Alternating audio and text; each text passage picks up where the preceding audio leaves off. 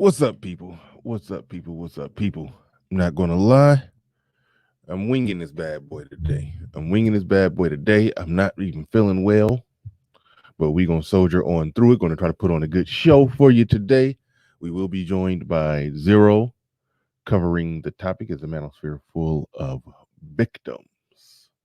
The manosphere full of victims. It has been often said by a lot of people.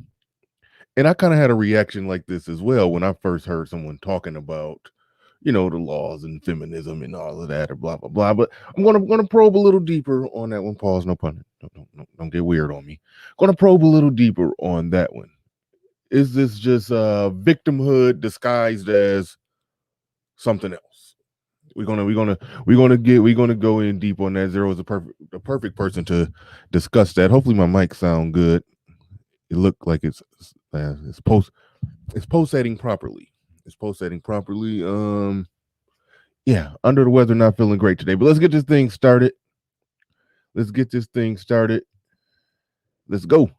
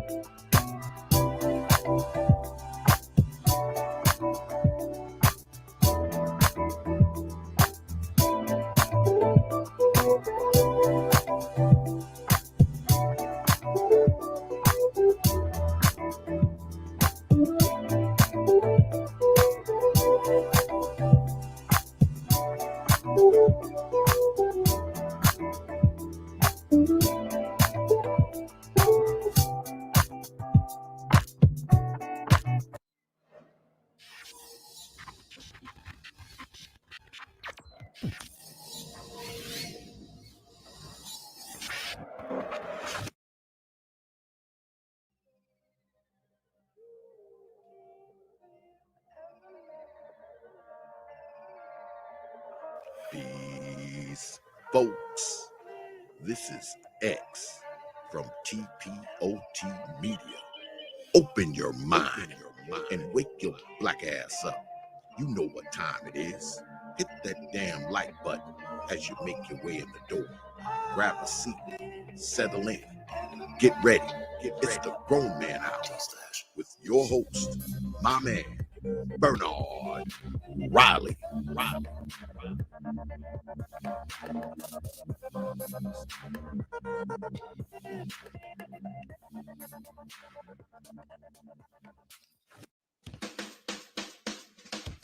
Hey, what's up, everybody? This is Mumia Obsidian Ali. You know who I am. I need no introduction, right? And you're listening to the Grown Man Hour with my man Bernard Riley, heard weekdays right here on YouTube. What do you think about that? How about that? Now let's get back on with the show. Thank you.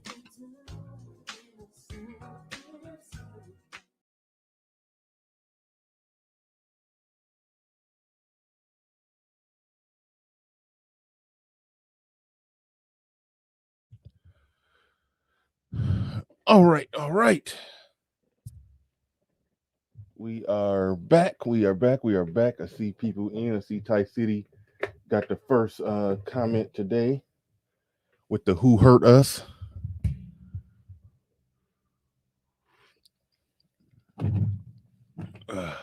70 people in the building. Make sure you hit that like button. Make sure you hit it. That lets people know that you're here. And I greatly appreciate it. Still getting things set up, still getting things going as usual. Never ready for the show, but the show always ready. I sent Zero the link. Okay, and now my chair all caught on something. Okay, there we go. All right, I sent Zero the link. He should be joining pretty soon.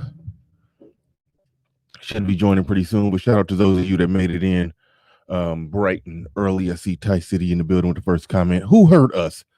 Who hurt us? We're going to talk about that. I was going to title the stream, Who Hurt You, Zero? We need to know who hurt you, Zero. But I'm skeptical to whether or not Zero is actually going to show up. I am actually skeptical. Sometimes we have mishaps with the time. But I don't know if that's going to happen today. If anybody knows Zero beyond YouTube, like if you ever, like, I don't know, exchange numbers with him, call that Negro. Call him.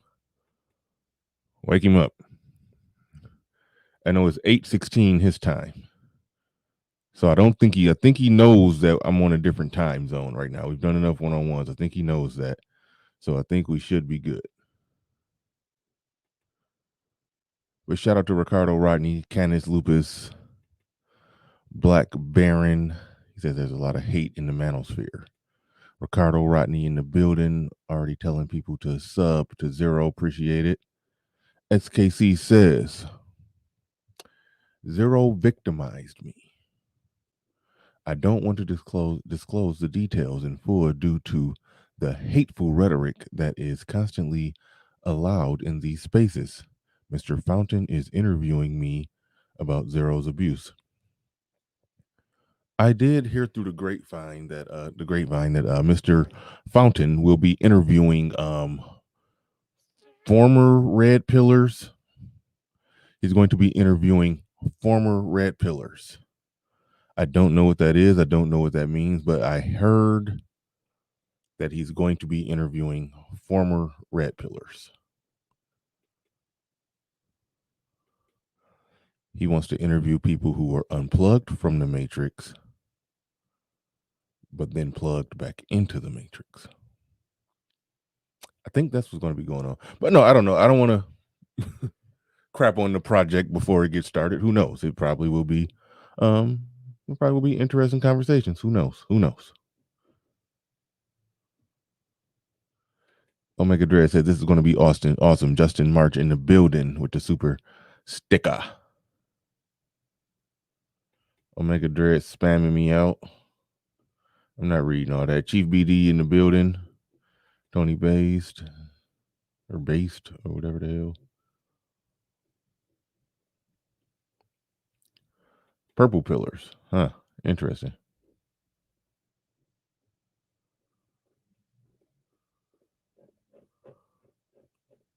Actually, I'm not going to lie. One of his channels that he got going on is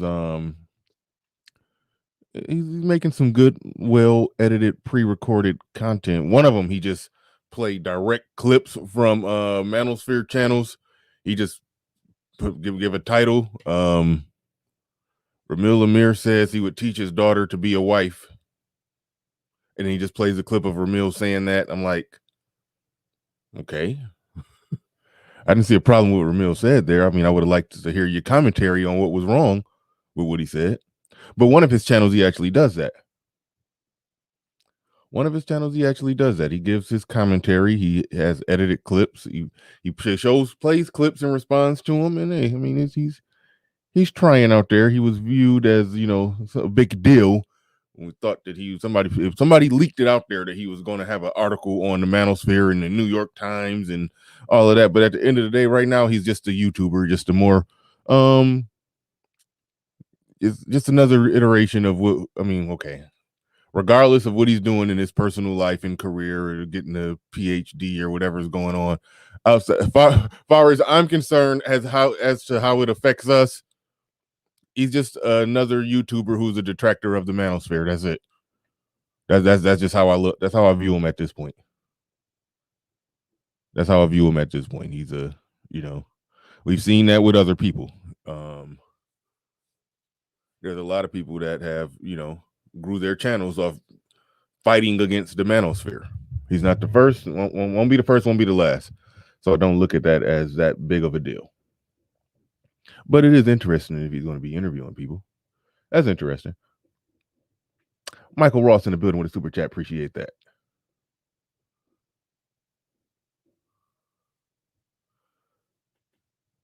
BR, do not let ARC Obsidian or that trucker dude derailed the conversation today. Keep the party going. You don't tell me what to do, mother.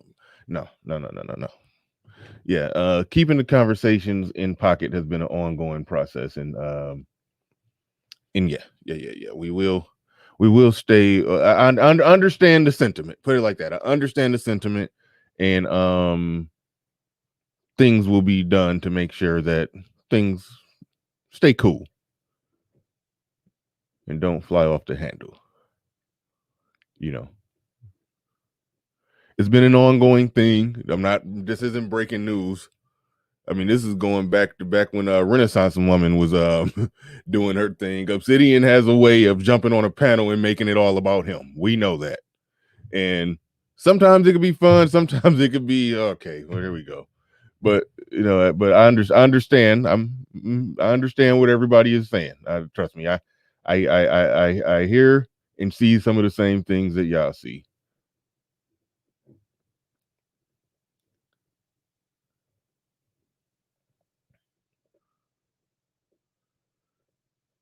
I don't think ARC derails as much. I think ARC blows a gasket, but he won't try to take the whole conversation in the direction he want to take it for a whole hour.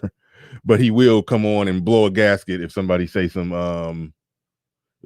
nonsense. But yeah. And that trucker dude, I believe you're referring to MOT, who only blows gaskets when culture warriors, which I have no problem with culture warriors. There's nothing wrong with culture warriors. Culture warriors matter. Culture warriors, those are people who aren't necessarily talking about policy when it comes to politics. They're more so talking about just the culture of it, the social issues, the social implications of certain ideas, views, perspectives, and policies. And they're just talking. They basically appeal to the good nature of people. Like, hey, this is wrong. If this continues, if this goes on, we're going to live in a society that we're not going to recognize and that we're not going to like. Nothing wrong with that. Nothing wrong with the culture warriors. Shout out to MOT calls Little Big Nate, and I will do a good job of keeping some people separate. Like when I do a show with Little Big Nate, MOT's I'm not much as I much as I respect MOT. I mean, you got to respect the man who's done what MOT has done. He owns a freaking trucking fleet, millionaire. Got to respect the brother. Got to respect it, but I won't let him on when Little Big Nate is on. So I do got to try to, I guess, keep some people separate.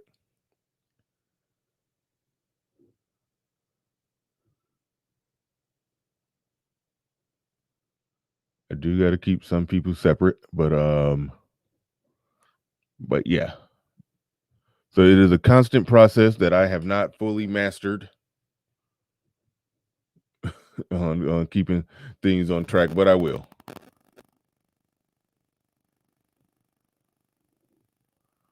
I will. Somebody is saying I threw Bernard ended at a certain point. Yeah, I had to end it at a certain point.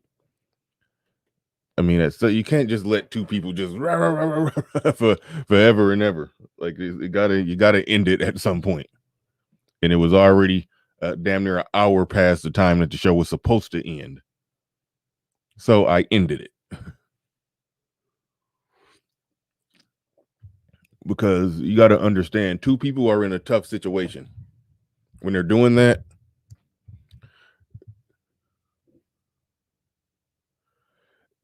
they're in a tough situation because both people are all the way on 10, barking at each other. Nobody can be that one that just says, okay, all right, whatever. Or nobody can be that one who just leaves the stream. Nobody can be that one who just says, okay, I'm out. So they basically just got to keep going forever. Otherwise, they're going to look like a punk. Whoever stopped it, whichever one left the stream on their own free will, that one would have looked like the loser. And nobody wanted to look like the loser. So they both would have just kept going forever and forever and ever. So at the end of the day, I let them go ahead and rock it out and talk over each other at the same time for 15 minutes. And after 15 minutes of it, they got it all out. I just pulled the plug. He said, "Why do you save Obsidian? He doesn't need anybody's help." I don't know what you mean by. I disagree with saving Obsidian. I didn't save Obsidian. I let it go for a long damn time. And then I ended it after a long damn time. Whoever jump off the panel loses. You know the deal. I know, but I could see both of them staying on the panel for like an hour, going back and forth like that. I wasn't about to let that happen.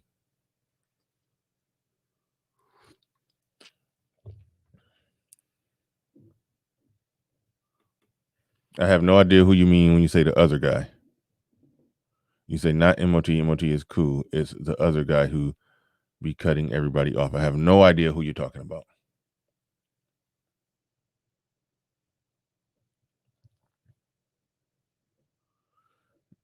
I was just bringing that up with MOT because, like, for example, when I had Angry Man on, now Angry Man did kind of call out MOT and say, "Come your ass on up here."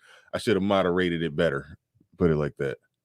Or then there's the classic moment when policies, nigga. What's your policies, nigga? That would happen with Little Big Nate.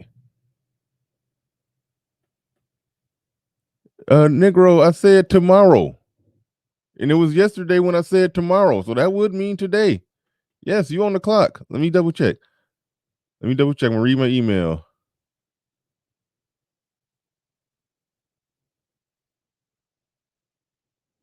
I said, are you at all interested in coming on tomorrow to do a show titled Is a Manosphere Full of Victims?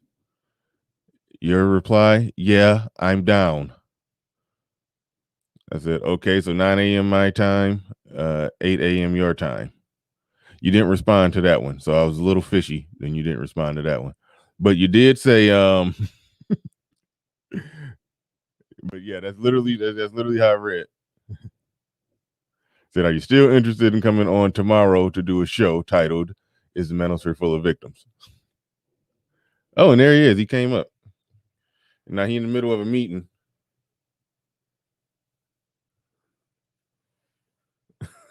He said typical nigga shit. Niggas.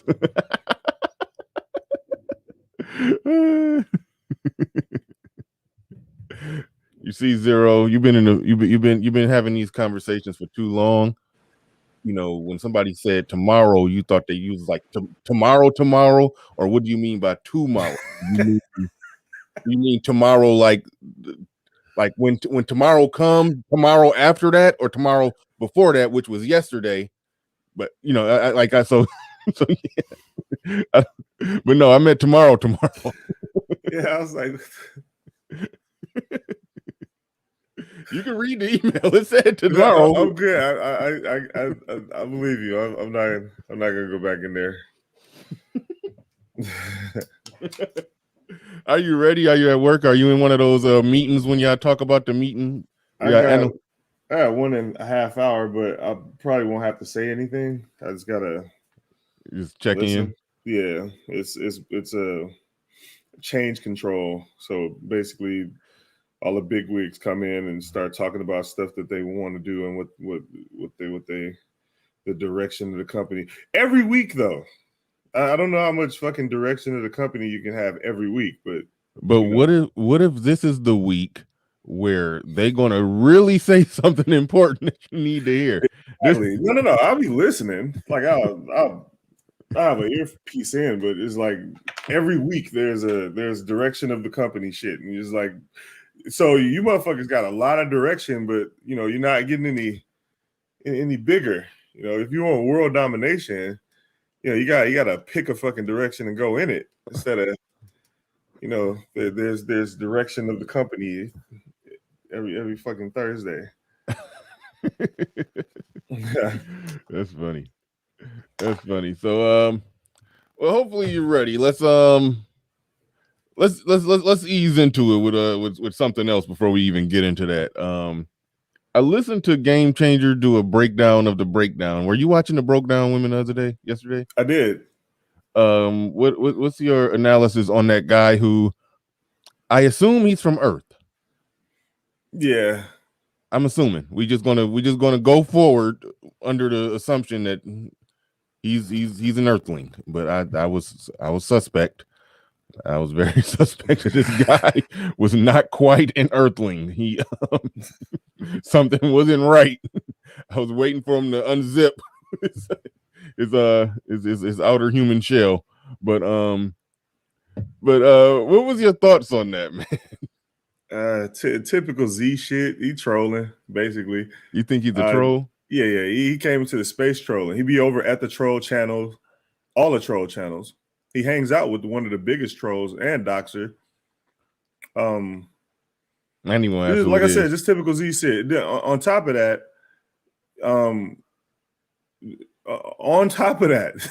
is one of those situations where, when the ladies are guarding the door, the people, you know, they make it easy for the other side to come in. Yeah. You know, I guess hetero curious people. Or you know, stuff like that. So they open the door for that type of shit. And then now that the women have officially, you know, sitting in the big chair, they're letting them all in. So, man, it's funny because, like I've always said, that over there they're clearly a part of the sisterhood, but they kind of straddle the fence a little bit. But like right now, it's just getting to the point where they just got their flag blowing in the wind. They just they got the sisterhood flag blowing in the wind. That one dude that they had over there, the Zoe guy, who I think is like kind of semi important or famous, or you got a radio show or something. I don't know. But they had him over there. They was just agreeing with all that nonsense. And then they had this dude over there, and it was just like, oh, you talking about the magic show? No, I think they just trying to get to the money. I think they're just trying to get to the money. I don't know, man. I don't. This is a weird route to the, okay, go ahead. I don't believe any woman is serious about male rights or male empowerment, any of that shit. I don't.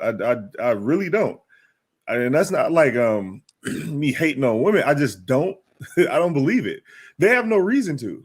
They have no incentive to, and no reason. No, there's nothing in it for them at all. In fact, women actually being on male empowerment team is detrimental to their power grab. I mean, that's just what it is. Unless women put like laws on the books or some bill, well, not laws, put some bills and like do serious effort. Shit, my bad. Unless women do serious effort, then there's really no conversation to be had between men and women on that shit. This is why, like I said the whole time, and I've been saying the whole time, that the men here really aren't serious either, because men waved their white flag a long time ago. They know what the purpose of the space was, and it's just a bunch of dudes that want to talk. They want to have a conversation with women. They want to talk to them. They don't care about any of the I mean, they care to a degree. They care like men care about having rights. They care about having their power. They care about it. Like, but hold on, Zero. All you want to do is talk too. You ain't about doing nothing.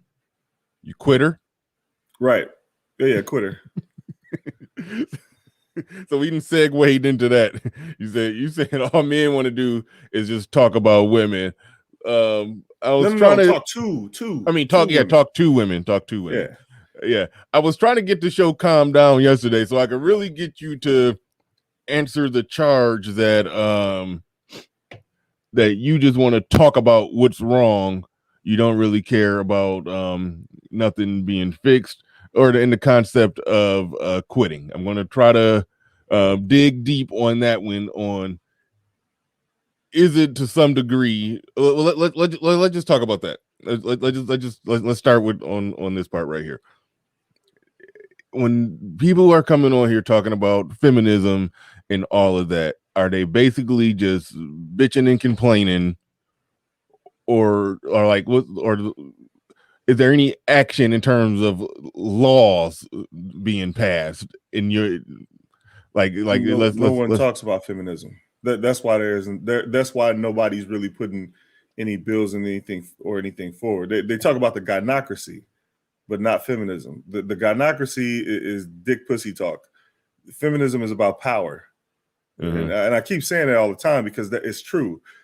Unfortunately, the gynocracy leverages feminism. A lot of things leverage feminism, but the thing, feminism is about power, legal power. Like this is the difference between feminism and the gynocracy.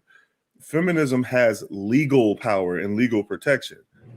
The gynocracy leverages feminism, but the gynocracy is just about relationship shit. So when you're talking about relationships, we're talking about the gynocracy. When you're talking about legal power, you're talking about feminism. Do you think it's a fair charge for somebody to say, because I think this is what was being got at in the last show? Okay, Zero, I hear what you're saying, but what are you doing to try to change the laws? Right. What am I doing to try to change laws? Get enough men informed enough to do something about it. For example, if the country's run on vote, right?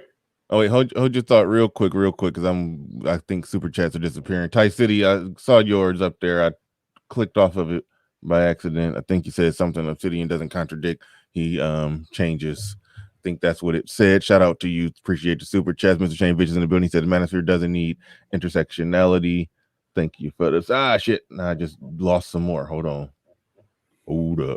There we go. Ty City back with another one. He says, what I missed, what happened with the women this time? The same thing that happens all the time. They're women. But yeah, no, it's typical broke down stuff. Black Wolf Inc. in the building says the broke down a delusional perspective did a poor job with how they treated the young man like a punk beta male that was sad. Captain #0 was right. Yeah, it's so funny that when I had Sister George on, and when I bring up, out of pocket, disrespectful, combative women that men should just leave alone, her response is, well, we know who to try. We know who to come at. We know who we can manipulate, who we can do this to, who we can do that to. And I'm like, okay, with the same dude that you praising and patting on the head and saying, oh, you're so wonderful, and you're just that's the exact type of guy that y'all beat up on like that. That if a woman do actually get with that dude, that's the exact type of guy that y'all will tear to shreds. But he's the one that y'all saying, well, more of you. That the chick came on the panel. More of you just need to be more like him. so we can run you niggas. That's basically right. And then you ask, would you date him?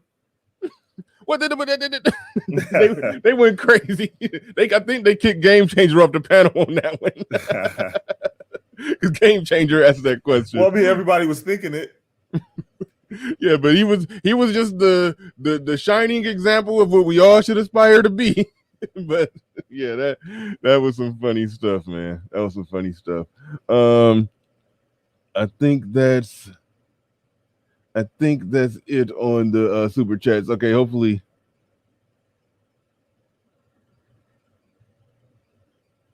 Hold up. Hold on. Did I see the dude in the chat? I was taking responsibility for myself, and admitting bad choices makes me a victim. Oh no, there's something else going on. All right, Aizen Sama in the building. He says, I seriously doubt that most dudes want to have power. Most of them don't mind the bitch having her foot on their necks. I disagree with that. It's a bitch, so it's all good. The broke down is funny. I gotta back and check it out. Yeah. All right, what was we talking about? I forgot. Hopefully you held your thought.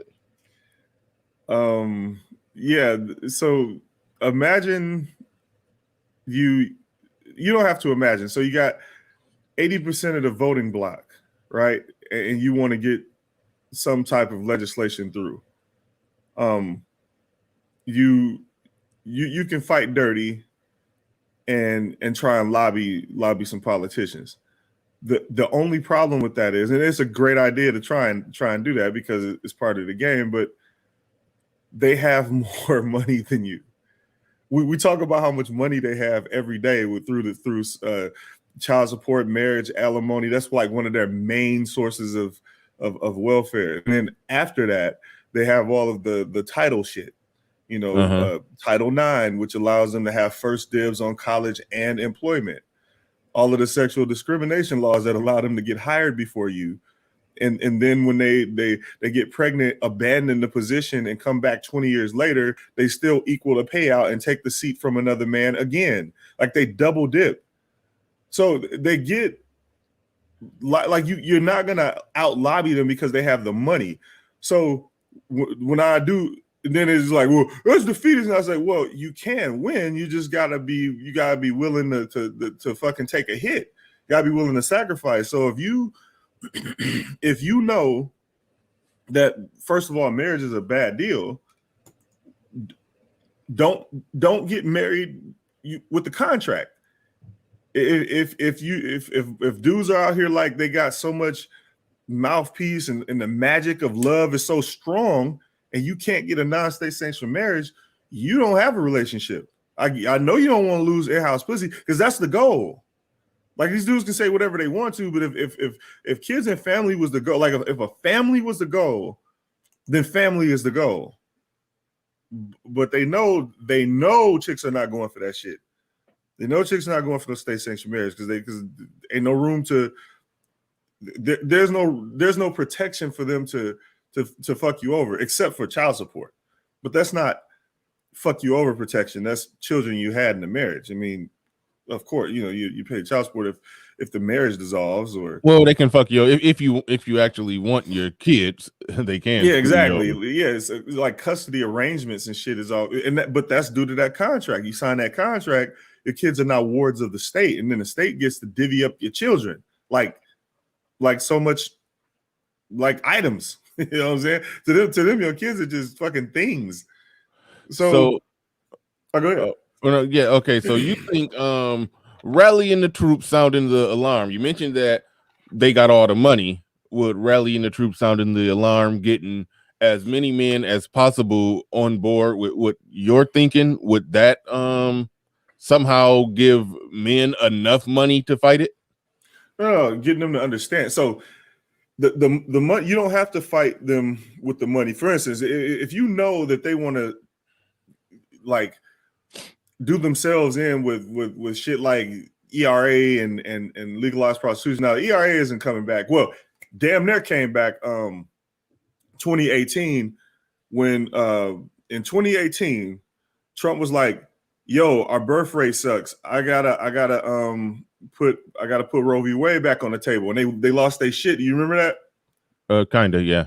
Okay, so in 2018, Trump was like, yo, we gotta put Roe v. Wade back on the table because our birth rate is bad, and we're gonna end up not having a country in a matter of decades. And then women lost it. They were like, well, if abortion, if illegal abortion is back on the table, then the ERA is going to be back on the table. They went ape shit. They were like, all the women gathered up, AOC crazy ass and all her friends, Pelosi, all of them. They were like, well, if you're going to put the fucking Roe v. Wade back on the table and remend it, then we want ERA back.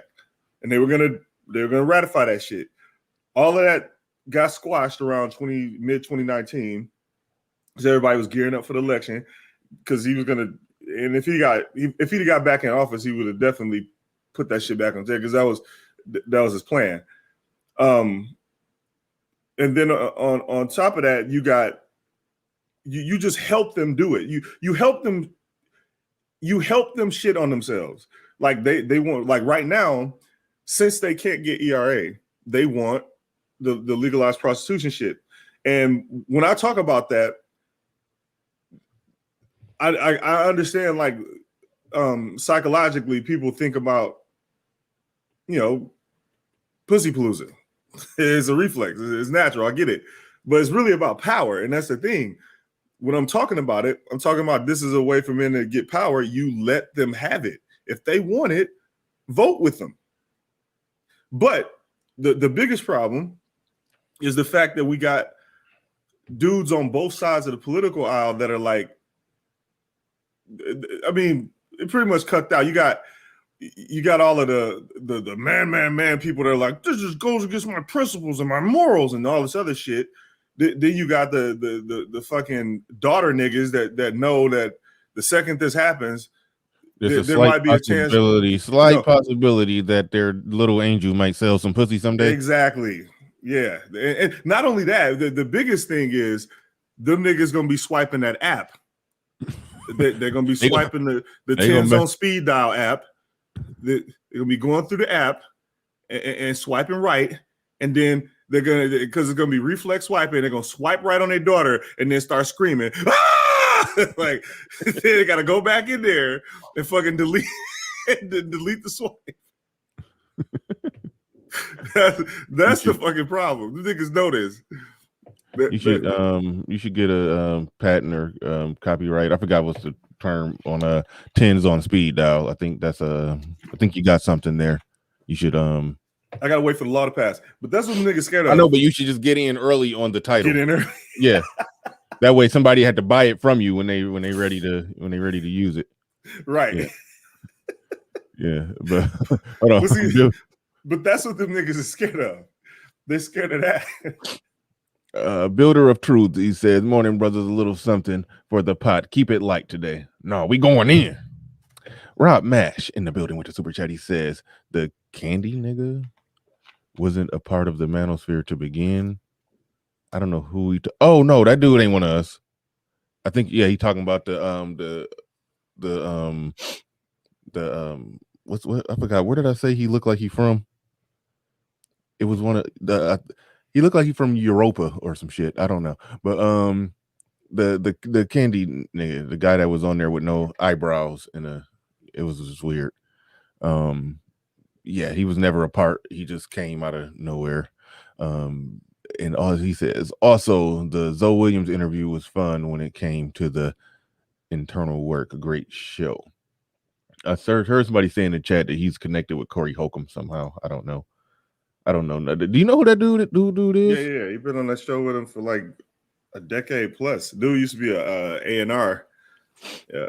Okay, yeah. I don't keep up. I watch highlights of Corey Holcomb going off, but I never actually watched this show and paid attention to who was co-hosting it with him. So I used to watch it, then I stopped because it's the same shit over and over and over, and it's like it's literally almost the same fucking show every day. I mean every week. So I just stopped watching it. I watched it for a few years though before I stopped watching it. So okay. It's not like was he on there doing magic tricks with Corey Holcomb? He always talking about magic. All the niggas believe in that shit. Corey Holcomb? Yeah. What you think make him different? I only watch Corey Holcomb in highlight clips where he be going off sounding like he's saying some Tommy Sotomayor type stuff. Right. He be on that, but as far as like when it comes to, I guess, like traditional relationship type shit, he's the same as everybody else. Just what it is. I mean, yeah, he talk about hoes. A lot of dudes talk about dirty ass hoes because that's real easy. But when it comes down to it, yeah, they're just like everybody else. Okay, yeah, I didn't know. I just hear him in sound bites, saying some pretty ill shit. But I mean, some funny, entertaining, but kind of ill shit. But yeah. SKC in the building. What do you think about what he's saying right there? He's asking you a question. Culture. That's a hard one, man, because they both work together. But I would say culture greater than politics. Me too. I mean, and the reason for that is because we got historical precedent. We got, we got Greece, we got Rome, we got Spain, and we got America. I mean, shit, hip hop culture. Well, I call it escapism culture because that's what it is. That literally took over the country. Hip hop culture is American culture. Like when people say America ain't got no culture because the country's too young. Yes, we do. It's hip hop. That's our culture. That's interesting. I mean, I kind of agree. But I don't feel like asking any further questions on that one. But WL Fonzo in the building says 0 on here. This should be good. This should be a good one. I'll check it out later. Thank you for the super chat. Appreciate that. Look at that shit. I love this title. I just bet you do. All right. So shit, where was we at? I forgot already. You was talking about 10s on speed dial and guys don't yeah, because I was talking about like the power angle. Like people need to understand that this shit is it's really about power. So if you can't alpha your way through the laws, you're going to have to do something else. And the only thing you can really do is you can let them shit on themselves with that, or you can play the game dirty. You got to leverage the same shit that they did. Like if for instance, if I were to become unemployed, I'm going to go down to the Social Security office. First, I'm going to go to a psychologist and get diagnosed with gender dysphoria. Then I'm going to go down to the Social Security office and just claim any other gender than man. It doesn't have to be female. It just has to be not a man. Like dead ass. Like I'll lose my jobs. I'm walking my ass straight down there, and then I'm going to claim. I don't know what the fuck I'm gonna claim. I'll claim extreme potato. It doesn't matter as long as it's not a man. I'll choose a gender that's not a man, and then I win. I get all my rights back right away. What rights did you lose? You just said you lost your job. How did you lose rights? I'm saying if I were to lose my, like for instance, for discrimination or some shit that I say online, doesn't matter. Okay. And that's what you do, because no one can tell you what your gender is anymore. Because if you change your gender, you have what's called gender dysphoria, and you can be anything you want to as long as it's not a man, and then you can get all your fucking rights and privileges back. In fact, you get more because you become more of a minority. You become not only a black man, but you become not a black man. You're black. You're a minority. You're not a man, so that's another stack on there, and you're whatever the fuck gender you just made up, and that's another stack on there, and you get all your fucking rights back. And if people don't hire you, you just sue them for gender discrimination. Okay, but you said you can't alpha your way through the laws, but Carnell Smith alphaed his way through the laws. So right. You'll have a success story every now and again. And he had a very expensive legal battle to do it, as I understand it. Not only that, but the one thing that he had on his side is the fact that it was paternity fraud. I mean, that is a big deal. The kid wasn't even his, and he still had to go all the way to the Supreme Court to get it done. So I think people kind of overlook the fact that that kid was not his. Yeah, some people do talk about it like he just got his child support reduced. Exactly, but that's not his. It wasn't his child. In fact, not only was it not his child, but she tricked him the whole time. Like she cucked him. That's not the same thing. The man got cucked in his marriage and then later found out the truth. So that's all together there. Also, legally, and I have to say legally, the child is his because he got cucked in his marriage. Any child that is born in a marriage is legally the husband, the legal husband. Mm-hmm.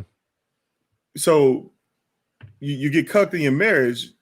That's another. See, like when people look at that case, they look at it as like this landmark thing, but you do your homework on it. Oh, Fantastic said he wasn't married. Okay, so he wasn't married. So never mind. So you look at the case, and the fact that there was paternity fraud is the biggest catalyst in that case. It's not his kid. It's not the same thing. It's somebody like trying to get child support reduced, and the kids is legally theirs. That's altogether different. You go to Supreme Court if you want to. I mean, I'm pretty sure people have tried. Oh, Oh yeah, I would like to see that. go to Supreme Court and say I don't want to pay child support on my kids and see what happens. Well, first let's see if it even gets to the Supreme Court. You know, because like I said, that man had a case. He had a legit case. He fucking paternity fraud. So anyway. But so how many of the things that we talk about in this space or that you talk about would you say is a legit case that could possibly be taken to the Supreme Court and the same thing be done? What for I don't know. Like you can try it. Like I know that there's guys who've gotten full custody of their kids. Some of them because the bitch was crazy. Some of them because the woman was like, well, if I get equal custody, then he won't have to pay child support. So fuck it, you can have it.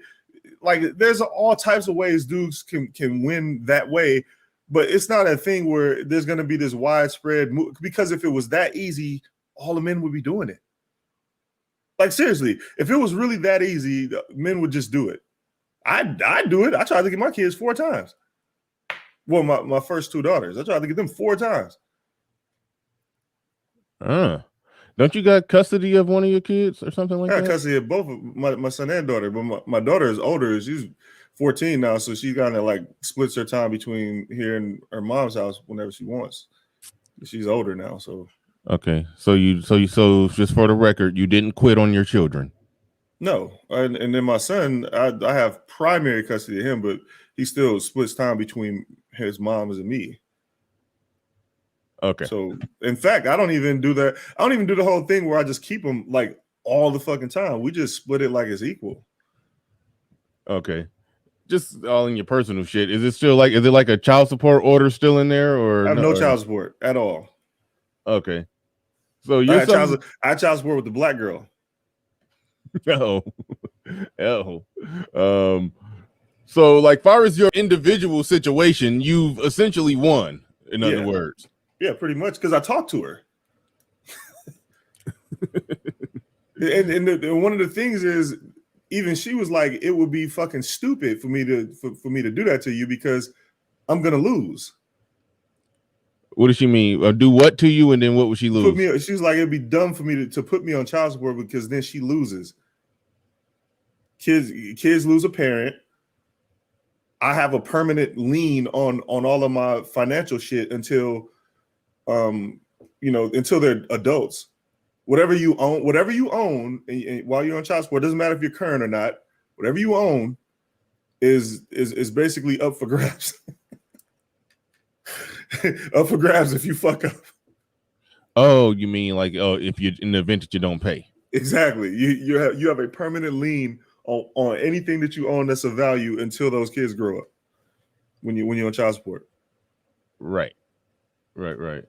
So now now I'm glad we got to this part of it, because this does speak to some of it, because there's the micro aspect of it, and you won the micro aspect of it, and I won the micro aspect of it. And I think what was happening yesterday is, and you kind of pointed it out, that there was a difference between macro and micro, where there were big macro questions of what needed to be done and whatnot, and then there were smaller micro questions. When it comes to the micro, you handled the micro, I handled the micro. I think Ty City got custody. Perfect Blackness still trying to get custody. Fantastic represented himself and got his situation together. Angry Man, I think, got custody of his kids right now. Like I talked to so many. Little Big Nate got custody of his.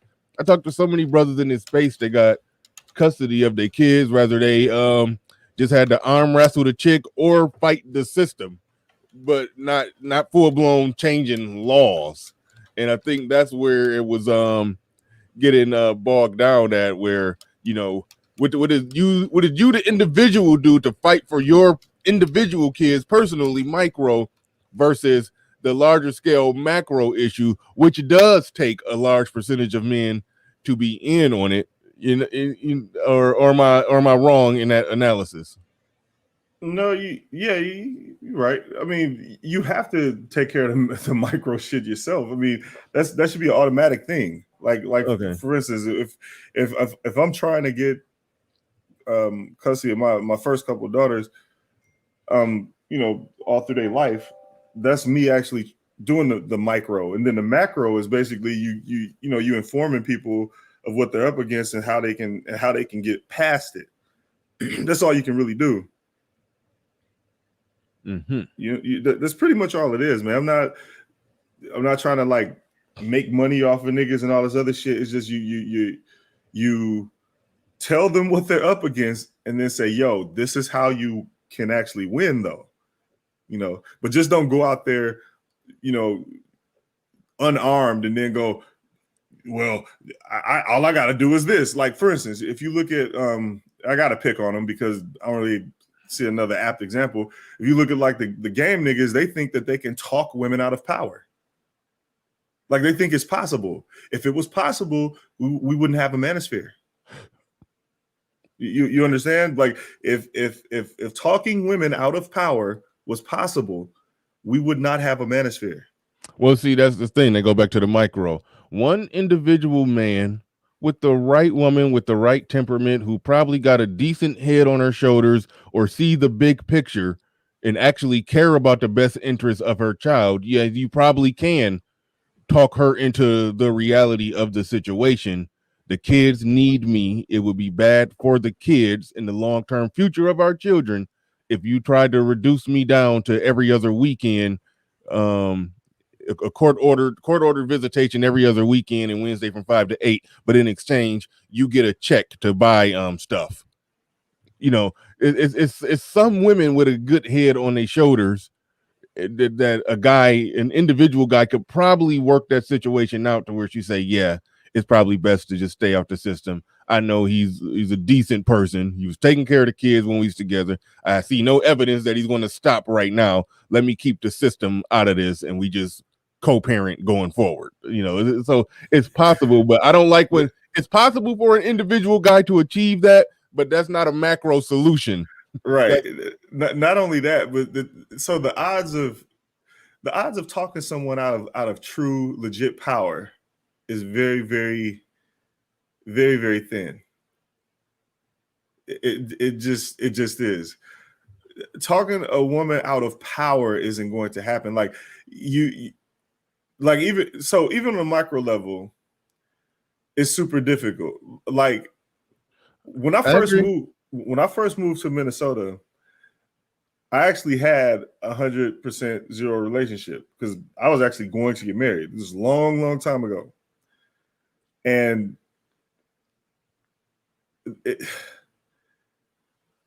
the only way I was going to even be able to do that is because she was on housewife shit, didn't want a job and all the rest of it. It was like, that was what she wanted to do. If she wanted to get a job, just have her own shit, no, it wouldn't have happened. Like there's no fucking way. Now, every relationship after that, chicks have had jobs.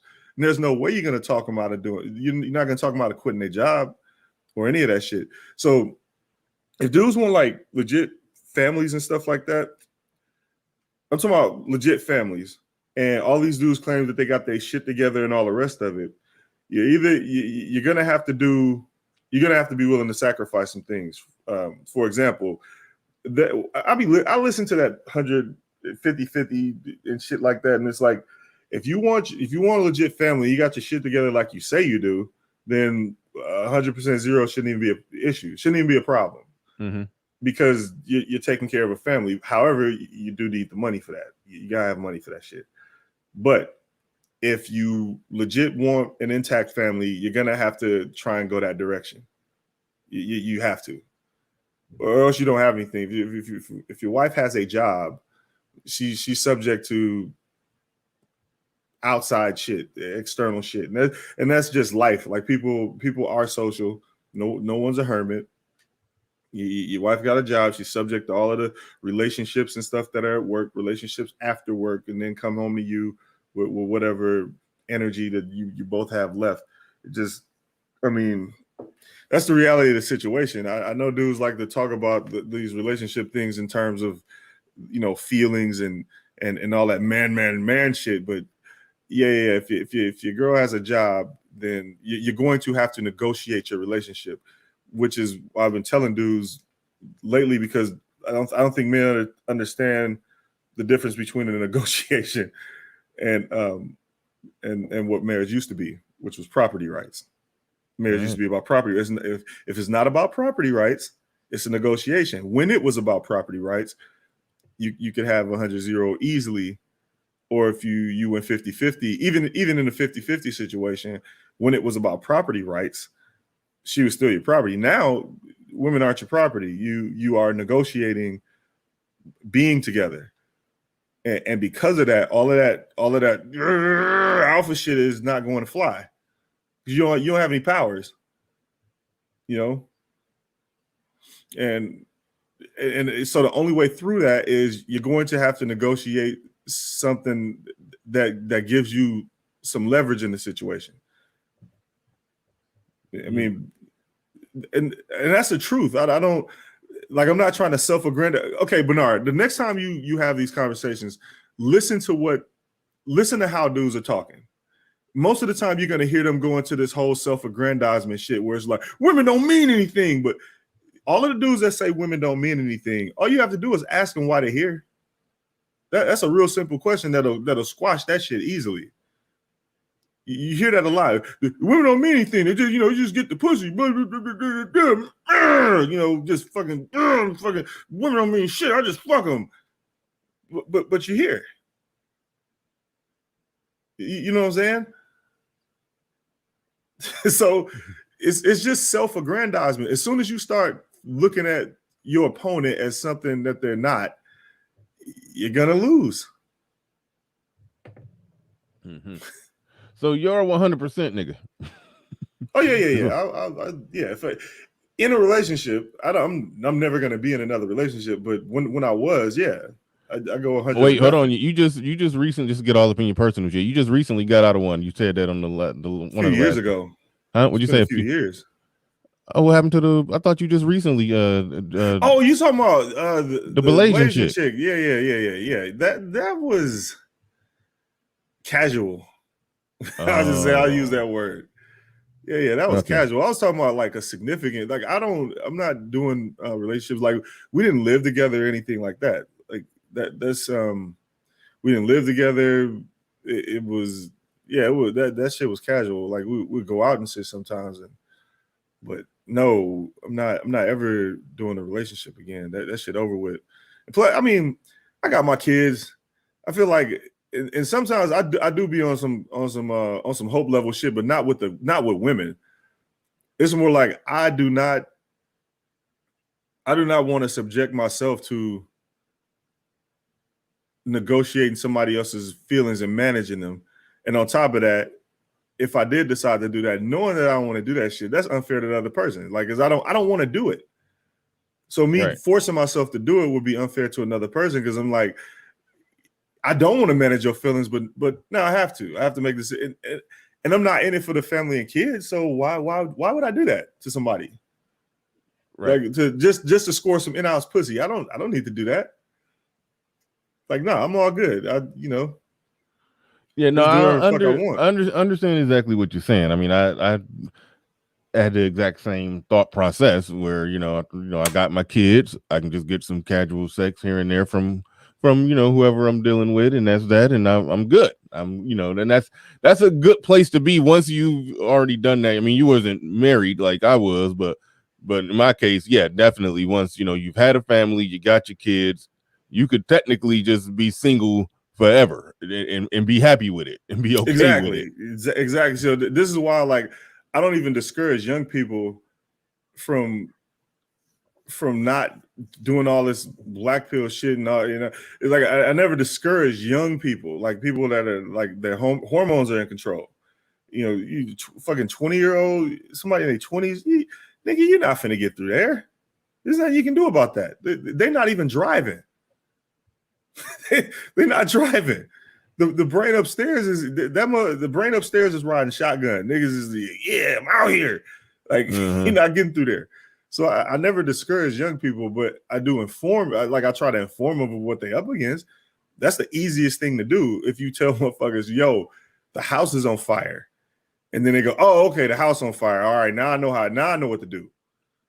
It's just like when people say black pill is nihilistic, and it's not. In fact, it's freeing. It frees you up. Well, the wrong person with the black pill in the wrong hands is nihilistic. Put it like that. They're told that. They're told that. It's propaganda. They're told that. Women are black pill and they're fine. Like women are black pilled in fucking adolescence, and they're fine. Well, when people talk about nihilism, they talk about, you know what the nihilism is? My hope for in-house pussy has been squashed. That's what that is. When you get to the bottom or the root or the surface of that shit, it's always going to come down to you're nihilistic because you're not getting the pussy you want. That's pretty much what it is. So it's not nihilism. That's you not getting what the fuck you want. Nihilism is when you're completely apathetic. You don't care about anything. Like not caring about anything is completely different than being black pilled. Being black pilled is knowing what the fuck is going on. And it's not just awareness, it's making a decision to accept that everything is the way it is. And then you don't have to be nihilistic. So, but that's all propaganda shit. Imagine you had you were the God King of fucking Rileyville, and you needed everybody to believe the goddamn the Riley quota or the Riley lie, where if everybody just get on board with the Riley Constitution, they can have this and that and this and that. But the Riley Constitution is just designed to keep you in power. You know, that's what the Riley Constitution's main goal is. So you make people believe all this bullshit so that you can stay in power. And then somebody comes along and say, wait a minute, but if I did it this way, you know, I'd be happier. But I'm just not feeding your ass. And then you're no, because then if you believe that, then you're fucking up. You're fucking up Rileyville. That's the problem. All right, let me circle it back this way. All right, I'm glad we touched on, you didn't quit on your kids, and when and you don't appear to be hurt. You appear to be okay and well adjusted. Single dad, got custody, no child support situation going on. So you seem to be a good, well adjusted individual. So most of the shit that you're talking about is macro stuff, but to the title, is a manosphere full of victims? Let's explore that, because let's explore that. And we kind of touched on the black pill folks, and I interviewed one of them, and I'm sorry, it's like at every turn it was a reason or an excuse to not. I mean, listen, I'm not going to call somebody a victim because they saying, hey, I'm not getting married. But when when dude tell me that, you know, he's 5'5", average looking, make average money, just average, and don't want to do anything to he said he don't want to make more money because, you know, he could live a better life, or a comfortable life. So he was like, okay, you just want to be comfortable. He relaxed. And I was like, okay, so then what's the problem? You comfortable being average? What's wrong with some average chick?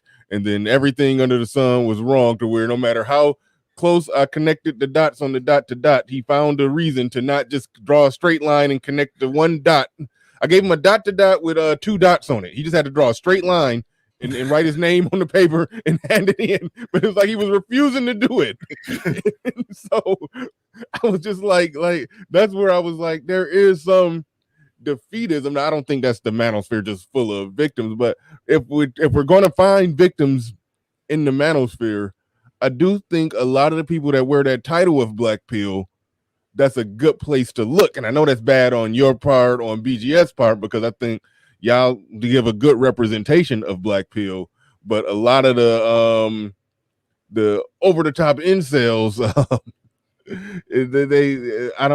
I can't go everywhere that they go. And even though I've heard some make some sense, but some of it I can't rock with. But hold your thought on your response to that. Mr. Shane Bridges says overturning Roe v. Wade will hurt blacks more than it helps. It will affect mostly poor women and result in the community become even more bottom heavy. I think you mean lower ability individuals. Basically, I think he's making a quality over quantity argument, and I actually understand that argument, but I don't. It's you sound like Hitler when you start talking like that. But anyway, the perfect storm in the building. He says 0. I hate her feelings.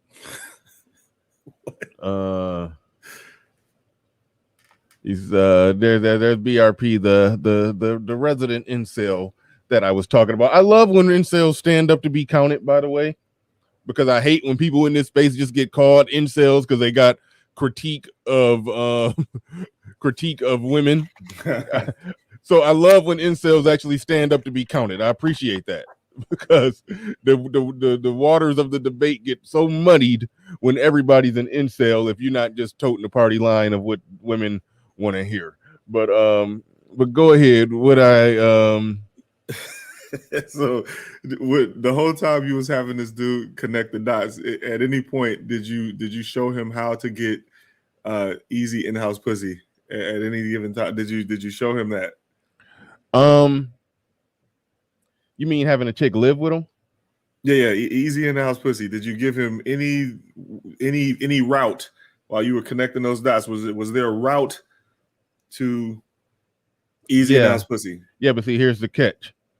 It would have ended up, and he's had some success with women like this, but it would have ended up having to be with an older, not quite good-looking woman who may have been passed around, who, according to him, wasn't he wasn't her first choice, so she'll never fully give him her best, and a number of other factors. The one when he brought up her kid, because some chick did that he was dating for a while, who he said was facially kind of ugly, but she was tall and in decent shape, but just facially ugly. He said, okay, well then this is your fault because you didn't provide the answer he was looking for in the easiest way possible. So yeah, he could get with an average looking woman who's a little older and realize that the her back is against the wall, and she got a kid. She got a kid, and but you did not give him the easiest way to get to the in-house. So this is your fault. It's my fault? Well, because I didn't send a bitch to his front door? Yes. Come on, man. No, not just a bitch. She see, you didn't give him a bitch with, good looks and are at the prime of her life and is ready for a relationship with him. Like this is where you fucked up. You have to. You got to provide these things, or else is whatever you was wasting your time talking to this guy. So this is your fault. Okay, so this, so it sounds like you're agreeing with me to some degree that people who operate like that, and it's some defeatism there, it's some victimhood there because they can't get exactly what they want because of bad genetics or social skills. That they're not going to accept nothing, and they're just going to be just upset at what's going on, upset at the overall market. And then even when you try to do something or say, hey, well, how about this, how about that, they find a reason to not go with it. So it's almost like, do you just want to be miserable? Do you want to be lonely? Do you want to be so it just turned into a situation where it's like, why even be talking about? It's almost like, why you even talking about women? Is you're talking like you don't want a woman because you drew up the type of man that you are, and I connected the dots and said, okay, this would be a suitable woman, but then you find every reason that you don't want that woman, even though you talked as if you had access to some women like that. It just turned into a weird thing, right? But see. if you don't give people their hope, then it's a wash. Okay, so I didn't sell him a dream. Exactly. I didn't tell him that if he had more game, he could bare minimum get a polite 7 with no kids who's in her 20s, late 20s. There you go. See, now you get it. You understand? Yes. Okay, so all right. So they really not just defeated. They just need a dream to be sold to them. Yeah. They want that dream to be sold to them. It's not that that's what I've come to look, because I'm looking at people's behavior, and it's just like the more you tell somebody something's if you tell somebody something's fucked up and they get mad at you about it for just saying that, like, oh, the feet is zero, I can get through this. Wait, who you talking about? What? No, like when you tell dudes it's fucked up out here, and then they get mad at you for saying it. Okay, I got you. Just like when people are like, you just a fetus because I said it's fucked up. Or it's like, bro, this is what you up against. And then they get mad at you about it. Kill the messenger shit because they don't want to hear that. Give me some hope bias. Give me something where I think that I can get past this, and you're not giving me an easy way to get past this. Man, but see, here's the thing: it's dudes who claim to be select or alpha or all of that. When you let them talk long enough, they admit to smashing fat chicks. I mean, so it's like the black pill dude, the black pill incel.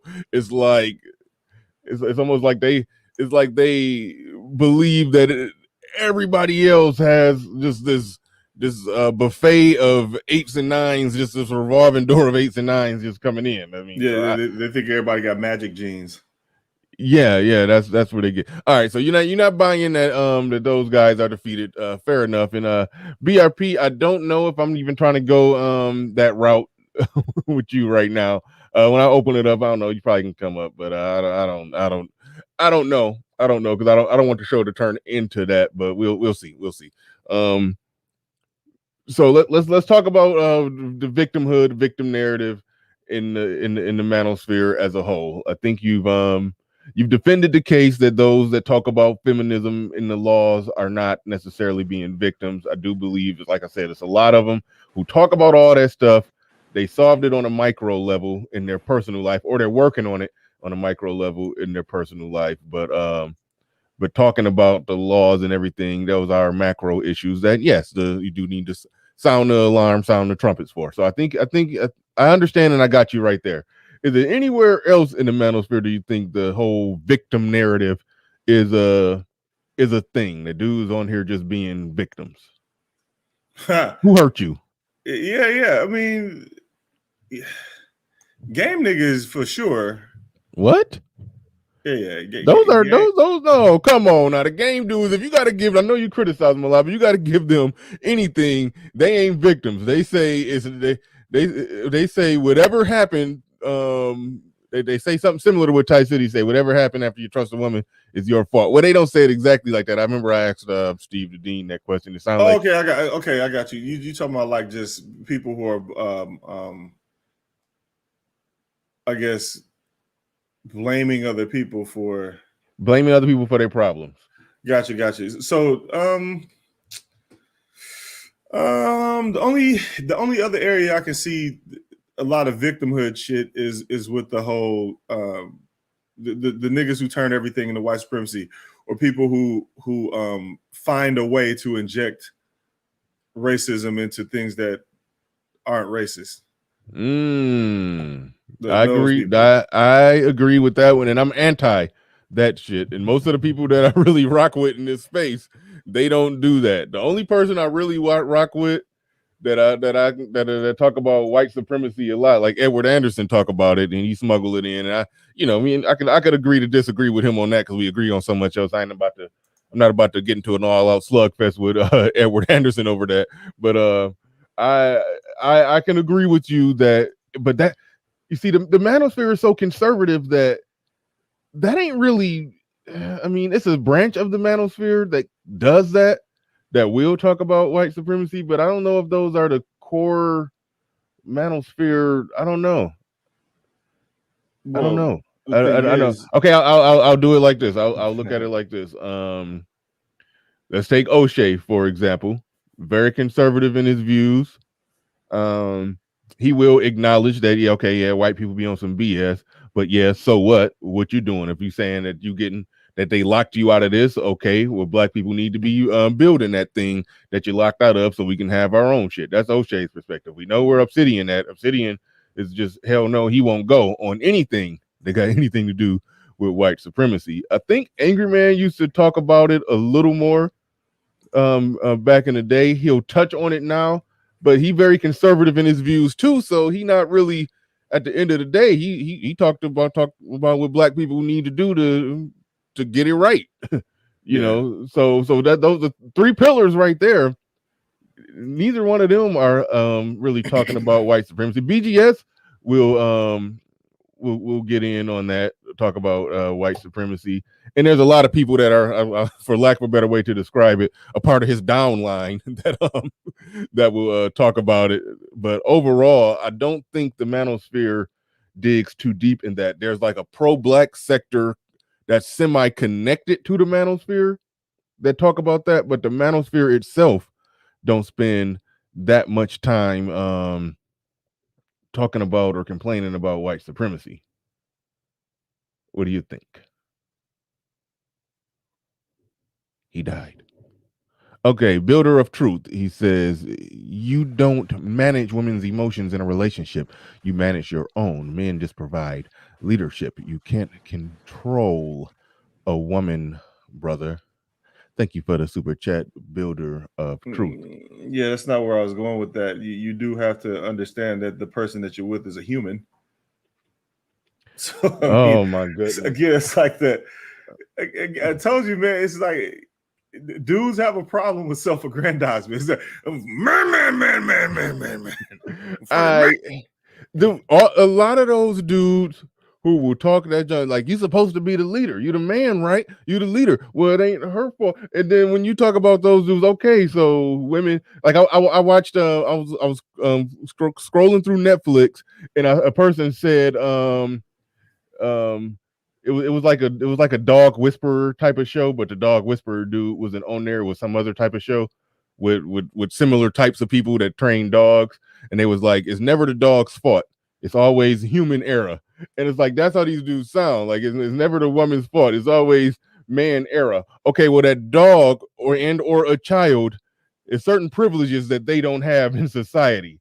So if you really talking all that man stuff like you're saying, okay, what rights, laws, privileges would you be willing to deprive women of to ensure that? Because I'm like, put it like this: once you say that they are free human beings, got rights, liberty, pursuit of happiness, can do what they want, when they want, how they want, and all of that, then at that point, they're not in the position of a child to be led by the parents. At that point, those same people, if you ask them a question, so women, seeing as they barely got agency, men are the leaders and they need to fall under the leadership of men.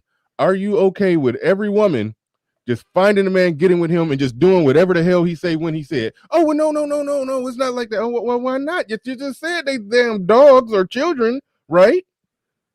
They'll backtrack on that shit real fast.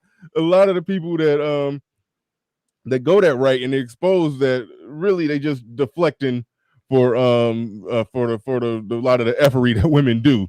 They expose themselves on that. I'm not talking about the game dudes, by the way, with that. Right. I'm talking about the guys who put on the blue cape, where they try to spin some Manosphere talking points and try to say, well, the man's supposed to be the leader, right? Okay. But they expose themselves as being on some bullshit. Jesus.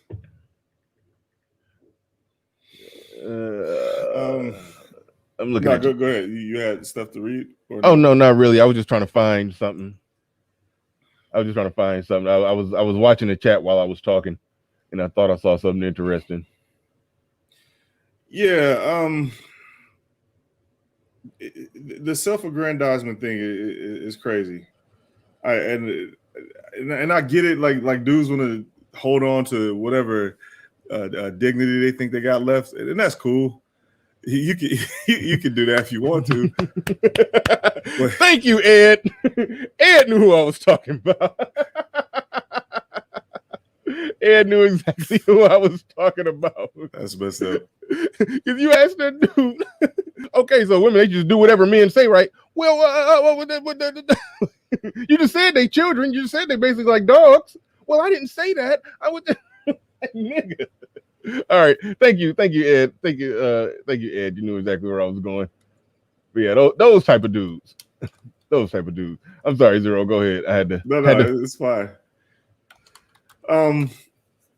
Yeah, so I do get it, man. Like dudes want to hold on to their dignity. That's a big thing, and I agree. You should hold on to your dignity. You know, do whatever you can to do that. But you're at a power deficit, and no one really wants to admit that they're at a power deficit. Excuse me, which is why I was trying to tell dudes, you know, last year it was like, you know, alphaing your way through it is not the answer.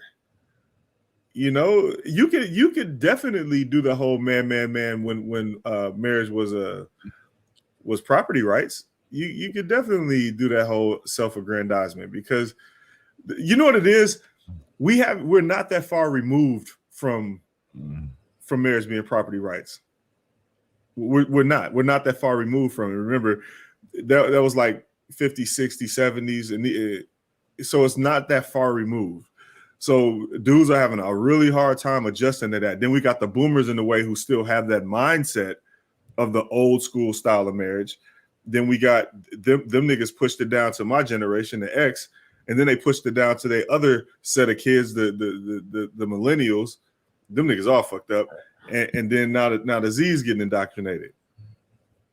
The millennials fucked up because they're the younger siblings, right? You have like a younger sibling that comes into your room, picks up all your shit and wants to play with your stuff and listen to your music, but then you see the nigga next week talking about like he made something up brand new, but he got it from you. You know what I'm saying? Like that's what the millennials are. Them niggas ain't got no identity because they're the second set of kids that the boomers have. The boomers were supposed to be grandparents when they had millennials, but instead, them niggas had extra kids because now they got their money together. Then they were like, I'm gonna do it right this time. They didn't give a fuck about the exes. The exes was like, that was the first time around. I was young when I had you. Fuck you. And then your younger sibling is getting spoiled like a fucking grandchild. Mm-hmm.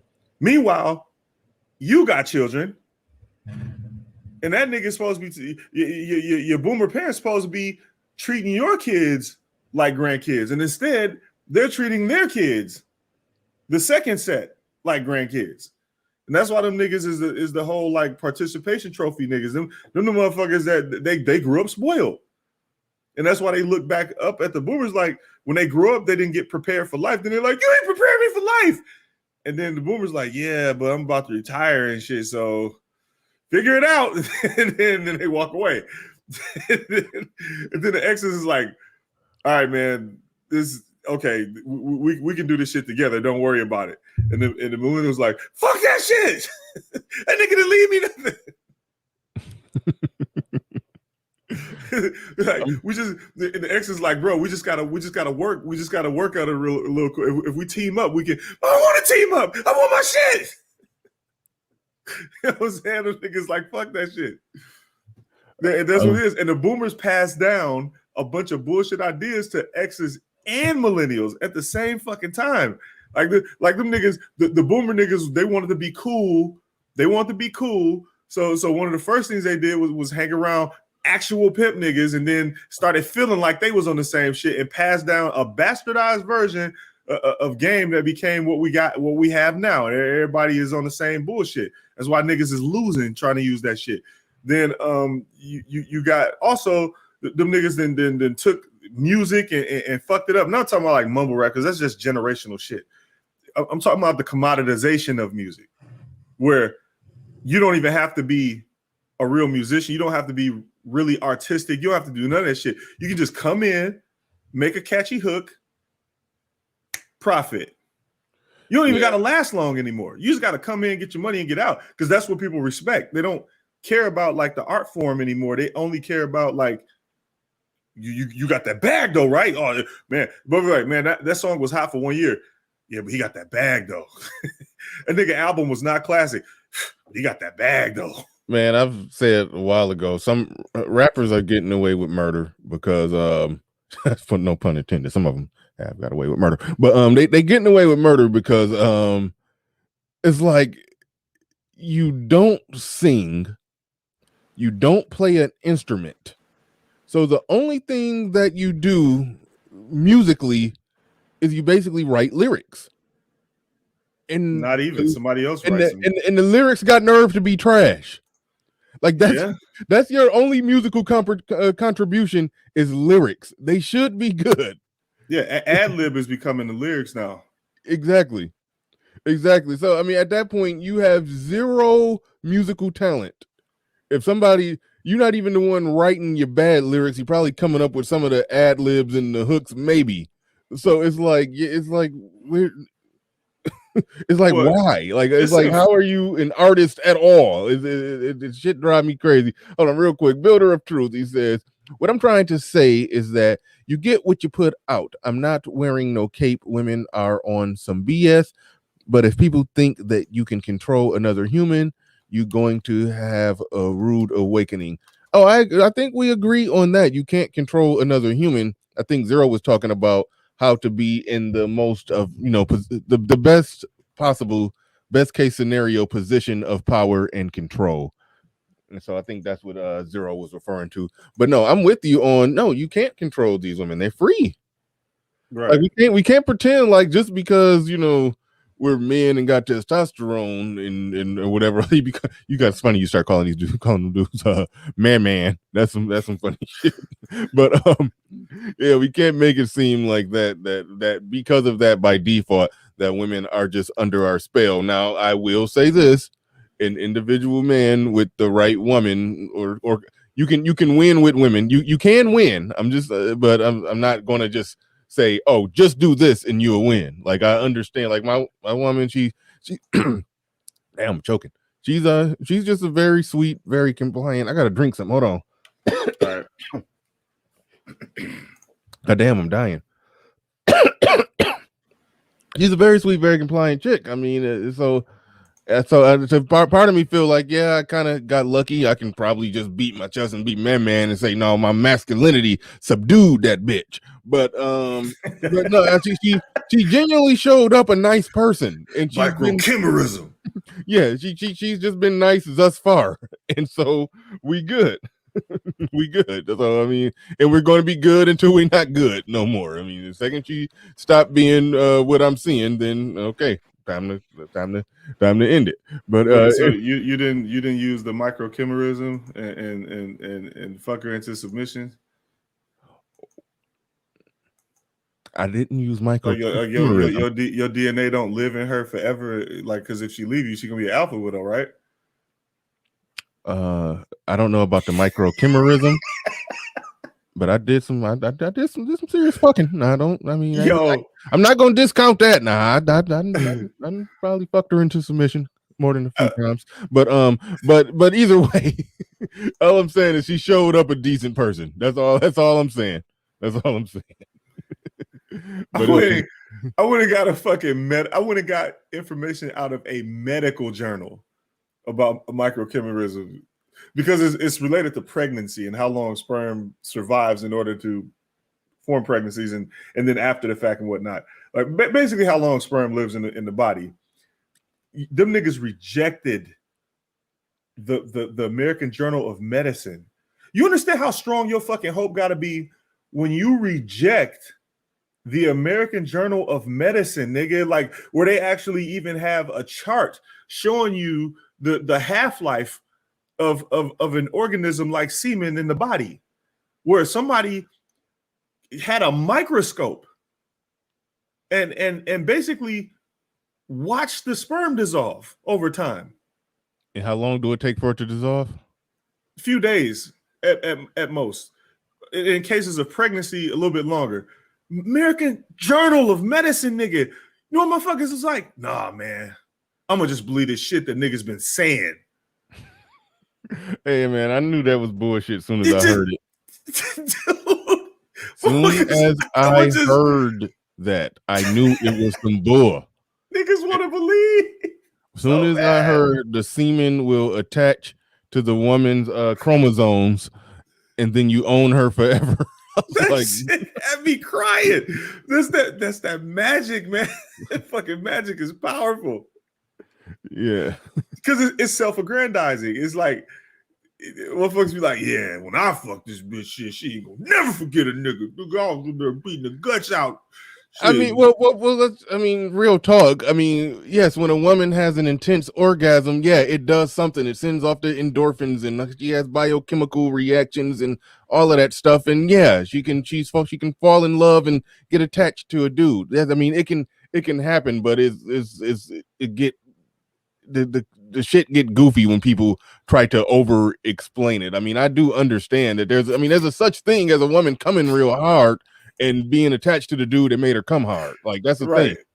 But I hate when it get out of control, when the conversation get out of control. That shit is hilarious. When niggas want to believe it, I was like, yeah, y'all go ahead. Y'all can have that one. Hold on. I got you, Black Wolf. He's saying, don't miss my super chat. Okay, I'm about to get caught up. He says, the man is supposed to be the leader.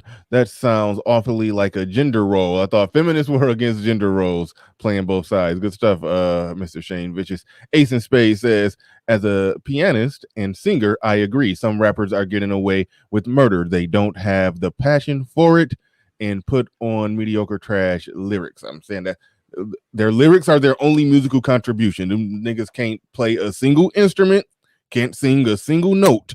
The only thing they can offer musically to the production is their lyrics, and the lyrics are trash. It blows me away. It blows me away. That's the one thing you got to focus on. Like, you should just be all day just coming up with just the most amazing lyrics imaginable. Black Wolf, I'm gonna have to go digging for yours. I'm gonna have to go find it in the analytics. I will read it. I won't be able to put it on the screen. The Mac the Trucker is now on the screen, but let me go and dig you up real quick, just for you, Black Wolf. Anything for you. Let me go and right here. Shout out to MOT who I won't say he taught me how to do this, because I already knew how to do it, because I do it because they don't. Okay, well, I'm not gonna get into all the nitty gritty details of that, but he gave me the idea of, when you miss one during the show, go and pull it up in the analytics. And I was like, duh, common damn sense. Black Wolf Inc. says, I don't know why, Captain, but for a reason, I think Zero is right. Also, I am gonna cash app you for the crypto panel show. Angry Man has to lead it off. Yeah, I talked about I don't know if I talked about that on the air with Lionel, but I talked about a crypto doing a crypto panel, getting a lot of the very knowledgeable people to come on do a crypto panel. I like doing crypto shows. So we shall see. The Mac the Trucker in the building with the super chat. He says, Bernard, if your woman starts acting up, just go on the. Should I read the rest of the super chat? Just go on the man. Go for it. Just go to man mindset to see how to eat the booty like groceries, and it will be okay. Salute Bernard and Zero. No, I don't do butt stuff. No butt stuff. No. It's so easy. I don't know if people know this, but shit comes out of assholes. It literally does. Like, when you sit on the toilet and you shit, that's shit that comes out of your ass. I don't know if people know that, but so yeah, and you'd be shocked, but with women, shit comes out of their ass too. So if you're eating ass, I would have to assume that even if her ass is pretty clean, I would have to assume you just ate a little bit of shit, just a little bit. Wouldn't you? I mean, that just if you're eating ass, you ate a little bit of shit. Zero got suspiciously quiet, so Zero must eat ass a little bit from time to time. No, I was just listening. Okay, yeah, you got quiet, like you didn't want to. You didn't want to Yeah, like, I'm not. Yeah, I'm just gonna check out this conversation. This I'm one. off of that one. He talking about eating ass. I don't want to embarrass myself. I'm just gonna mute No, up. I just want to engage. That's all. Zero muted up when I start talking about eating ass. He ain't want to out himself. No, I just want to engage. So yeah, It's like y'all got it. Yeah, that ain't no eating ass. I ain't going. Okay, just Infinity MFG says just tricking off money. Shout out to Infinity MFG. Yeah. I ain't going. David Johnson in the building. He says, keep on eating ass. You gonna fuck around and get a bum bump. Man. Yeah, I mean, it's yeah. I mean, the whole oral shit is just it's just power. I mean, I understand it. I'm not partaking in no shit like that. Oral. But yeah, just power. You talking about eating groceries or oral in general? Cunnilingus, the cunnilingus basically it's more power than anything. No, and that's cool. Are you talking about a woman performing oral sex on a man the traditional way, not no grocery eating? You saying that's just power? No. A lot of it is power. Like it's more power than anything because that's part of like but that's part of it. It's part of sex anyway. So well, yeah, it's just that's just some shit. That's just a bridge I'm not willing to cross. That shit's exit only for a reason. Yeah. Okay. Yeah. No. Yeah. I'm more than with you. More than with you on that. Y'all make sure y'all subscribe to Zero. Make sure you subscribe to Zero. We got 432 people in the building. Let's get those likes over 200. We should have about 210 at least. I'm being generous. I'm downplaying it. But let's get it. Let's get the likes up. Let's see. We was trying to was dealing with the question: are there a bunch of victims in the manosphere? The manosphere full of victims. I think some conversations can go that route, but I think some people will over criticize, or I mean that's the spin move or the deflection from what's being said. Okay, somebody could give an accurate depiction of reality when it comes to all the social dynamics between men and women, whether we're talking about dating or just overall interaction. Somebody can give an accurate analysis. The spin move is who hurt you.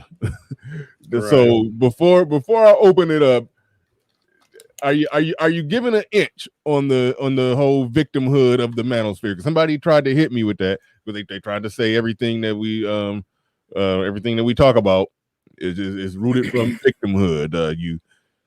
You was irresponsible with your dick, now you're being a victim, or you had a bad marriage, now you're being a victim. You couldn't get that chick you wanted, now you're being a victim. All of that. Are you buying any of what they selling? I think a lot of it is true, but I think there's legit victims as well. Like, I mean, there's people. There are legit victims because feminism exists. I mean, there are legit victims. I mean, hold on, zero. I think we grocery shaming. That's the thing. Sure. Somebody said grocery shaming, so we shaming people for eating ass. Okay. We can. That's the thing. Al Boogie says you 1 hump, 2 hump prude. So we prudes because we don't eat shit. That's true. I'm a prude. You're right. I'm a prude too, because I prefer not to eat shit.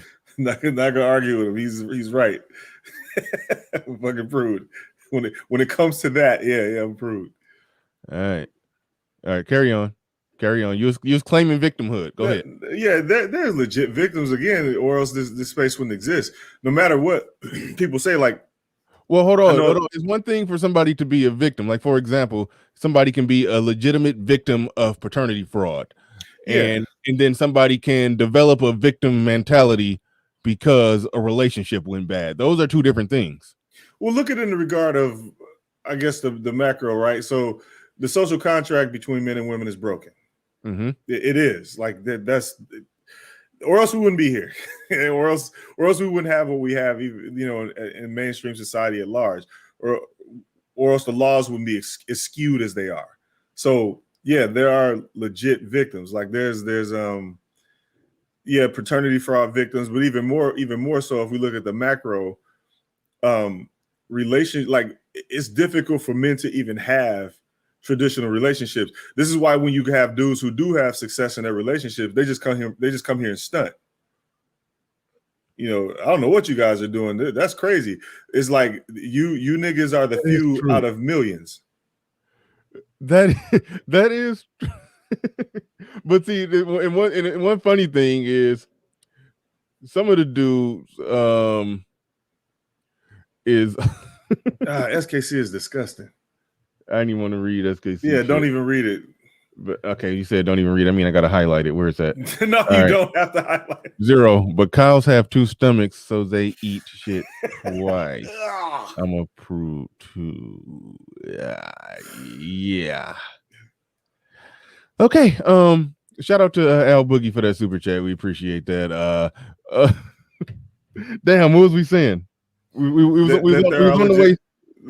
They're legit victims, and proof of that is the fact that when people do have successful relationships, they come here and stunt. If it wasn't rare, they wouldn't even have a need to come here and stunt. Yeah. Okay, but I think the dudes who stunting about their successful relationship, I think some of them be kind of bullshitting. Like, yeah, you got that too.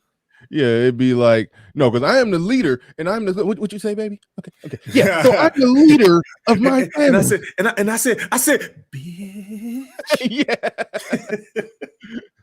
so yeah, it's some of that going on. Or you know, or when we start talking about women and the various things, you know, I'll get shout out to GA boy. He says some stuff like, man, y'all know some horrible women. I don't know where y'all mean all these horrible women. You know, you get stuff like that. Even though GA boy, I do actually believe that he be caping and white knighting sometimes, but I do believe that he is actually in a happy marriage. Yeah, me too. And that's what causes the caping and the white knight. I like Jay Boy too. I used to have a back and forth type of deal with him, but he's like he is like that you know, that like that folksy information and shit. You know, folksy information. Yeah, like he'll come through with the folksy ass talk where he'll say some shit like, you know, if you shovel right after the snow, you can get out of your garage, and you know, just fucking, you know, like, or you know, some of you guys aren't, you know, doing this or that. And, you know, if you kiss on the first date, you can't expect her to wait and all this other shit. It's like just real folksy ass, you know, just folksy talk, like country down south shit where you just, you know, you'll say some shit that's like super common sense in a different way, you know. Man, some of that's so funny, y'all. You pointed out properly that some people do give that type of advice. Like you said it perfectly, you know, and you shovel the snow right after it hit. It won't turn into slush and ice. But like in real life, there's so many other moving parts. Yeah, good fuck. These bitches is finding snow from somewhere else and throwing it back in the driveway while I'm shoveling. Right. Quit giving me all that basic information. I know how to shovel snow. Somebody got a snow blower blowing snow into my driveway after I get done shoveling. You save more energy by pulling the wagon instead of pushing it. That's what the handle is for. Gee, boy, somebody cut the handle off. Well, you weak because you let somebody do it. Yeah. Well, I mean, you gotta go to the gym and get more muscle so you can pull it. That nigga, boy. Yeah, his information be folksy as shit. Every time I read his comments, I'm like, God damn.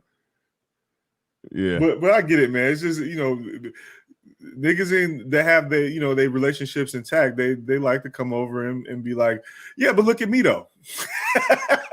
Yeah. And I get it. Yeah, I mean, look, I'm legitimately happy in my relationship, but I ain't about to gaslight niggas. I ain't gonna do that. Like some chicks out of pocket. That just is what it is. Some chicks are out of pocket. I ain't gonna bullshit you. I ain't gonna Yeah, bullshit. because you're talking about a situation that's at large, and I know people tend to forget that because you've seen this every time you do a stream, somebody's gonna come through with the fucking anecdote of exception or the me personally shit. Every time you have like conversations at large, somebody has a fucking story, and it's hard to escape that. But as soon as you start going down that road, that's when you get the dudes coming through like, well, I mean, my marriage is great. I mean, all you guys have to do is find a needle in a haystack of no needles. And I mean, you can do just like I did. I mean, what are you guys doing? And it's always an assumption that you're incompetent. Like, it's no different than when game niggas accuse you of not having bitches when as soon as the conversation starts, you're a disadvantaged nigga. You a retard. So it's the same thing with the people that got like the intact marriages and shit. They come through automatically. You're incompetent automatically. Not that that society is the way it is. But here's the worst part about the guys. Some of the guys, not all, hashtag not all, but some of the guys with intact marriages, when they come in and they're talking about that, no, you're just incompetent or flawed in some type of way, or I don't know, lacking leadership in some type of way. And I'm sitting there listening to them, and I'm listening to them in other conversations, and I'm listening to them on panels with women. And even and how agreeable they are to the women, nigga. And even when they say something, even when they say something that the women disagree with, and the women let them know that they disagree, they will get quiet, and then when they speak again, they will sort of alter what they said to appease the women. And I'm like, the SNV goes down a few octaves. They be like, you know what, you're right. I didn't mean to say what I said before. I apologize. You girls, you know what? Sometimes I just be saying stuff and I don't know what I'm saying, But shout out to y'all. I mean, and so here's the thing. If women on the internet that you don't know, who you only see as pixels on the screen of your phone, can wield that kind of power over you, I know good goddamn well the woman you fucking can wield that kind of power over you. So you ain't running shit in that so-called happy marriage that you over here bragging on. That's what I say about a lot of them niggas who be coming here claiming happy marriages. It's like that they might as well be them happy wife, happy life niggas. Like they just well, I do not doubt that. So I don't doubt that a lot of people actually are in successful relationships. Oh no, that's why I described the problem I have with it is that you're also here because the social contract is broken, and you know this. You know that at large things are what they are. You know that the laws are skewed. It doesn't take much research to look at the feminism power grab. It doesn't take a lot to see it at all. Women are out in public saying it. So, and there are men out in public saying it, especially the ones that agree. You know what it, like, you see it. People get deplatformed for even talking about feminism, especially the way I do it, where I outline the legal aspects of it. So you see it, you know it's there, it's easily provable, easily researchable, yet and still, I'm gonna come through and stunt. I'm just like, well, start the fucking Manosphere. If really that's what it is. If you really feel like niggas are incompetent and all the rest of it because you got through, congratulations, then start the fucking Manosphere. Or else you're not any better than anybody else here. That's all it is. Doesn't matter what you do. It doesn't matter what you say. You're still here. Doesn't matter if you call it entertainment. It doesn't matter what you do. You're here. Right. You can, like, because a lot of niggas they do the whole entertainment dismissal. You can say that, but you're participating. No matter what you say, it's more than that. So I'm totally like, you can miss me with that shit because you're here, first of all, so you know that there's a problem. Yeah. And then you're participating. Motherfuckers who consume entertainment never participate.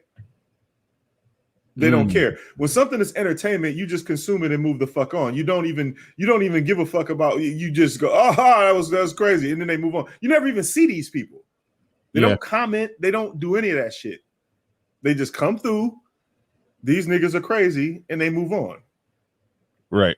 That's really what people do. This is why when people do the entertainment dismissal, it's funny to me because they kind of like reinterpreting what that means, you know. But I understand it. Again, man, the bottom line is people who got through are on some stunt shit. Niggas like to stunt. It's just what it is. All right. I'm about to open the chat up. The topic is a manosphere full of victims. If you do believe so and you have a case that you would like to make to explain why the manosphere is full of victims, feel free to come on up. Or if you disagree, or if you agree, come on up. Or if you think that it's not full of victims and it's people making legitimate points, wherever you're at on the spectrum, come on up and let's talk about it. Link in the chat. That brother P that in the building. He says outliers come into the space with their platitudes about how good and sweet little Brenda is and how y'all just don't have the super alpha sperm.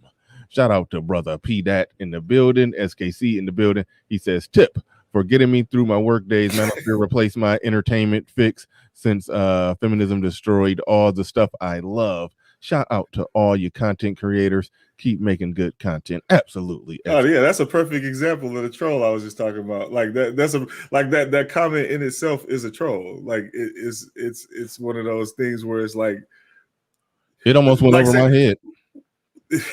Manosphere replaced my entertainment fix since feminism destroyed all the stuff I love. That's a joke.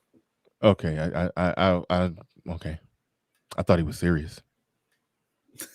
Oh, we got a good panel already. Look at this. We got SKC and complex design. I'm loving this already.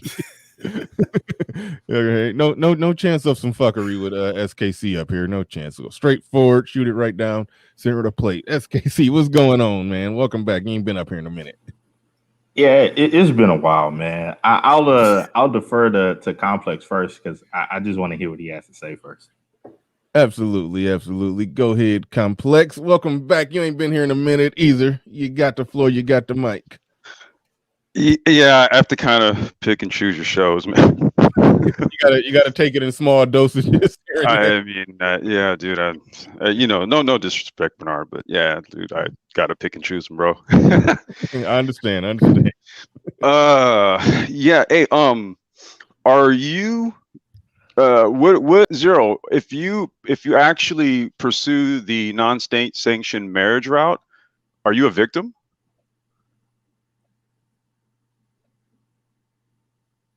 Zero. No, I mean, how could you be? You're negotiating your relationship. Interesting. I had an interesting. Wait. Complex, could you repeat that question? I said, if you were to pursue a non-state sanctioned marriage, does that make you a victim? Oh, okay. Continue. No, that's the question. Oh no, I know. I thought it was for Zero. I'm not answering it. I mean, it's for anybody. I mean, I had an interesting exchange, and Charles Merchant, he's free to come on up. I was just thinking that Zero was the man of the hour, so I thought. Yeah, I mean, but we're talking about in relation to like no, but see the thing is, we're talking about victimhood in the manosphere, right? And so one thing that Zero pointed out and mentioned was like non-state sanctioned marriages, right? Mm-hmm. And for the very reasons that he specified, it's the reason why I pursued one. Now, does this make me one of those my life is perfect niggas? Or does it make me smart? Which one? Well, you definitely didn't just alpha your way through it, because that would have been, you would have signed the state sanction. I would have done that, right? Yeah, so you didn't quite out. You ain't all the way alpha. No, okay, I'll hold that one. If I could interject something real quick, man, I don't know if Zero feels this way or whatnot, but I just think that sometimes when people have like Zero's having an interview, you're hearing some of his viewpoints or whatnot. I mean, everything is not a perfect science, so anybody can say, hey, I'm a variant of what you said. So, haha, nigga, I prove you wrong. No, so I just think as a group, people need to get beyond that because, hey, just accept the thought that generally speaking, a lot of the things that are being stated are true. Yes, we all know that we can find a loophole in this or that, or this outlier viewpoint of this or that. I could be wrong. Okay, well, hold on. Before we Ace in Spades says, I think what has to do is what I want to know. He said, I think it has to do with the level of accountability on what you allow and what you don't allow women to do to you. That is true within the confines of a relationship. Yeah, I think we generally understand that. Don't take no BS. If she on some BS, she got to go. Understand that. It basically says what you put up with. But I don't think that's I don't know exactly what you're responding to, because we talked about a lot of larger things, a lot of macro problems, but the individual guy, if a woman is being an uncooperative bitch and he continued to deal with her, then he needs to stop dealing with her. That's the simple shovel the snow right after it hit the ground advice. But life can tend to be more complex than that. But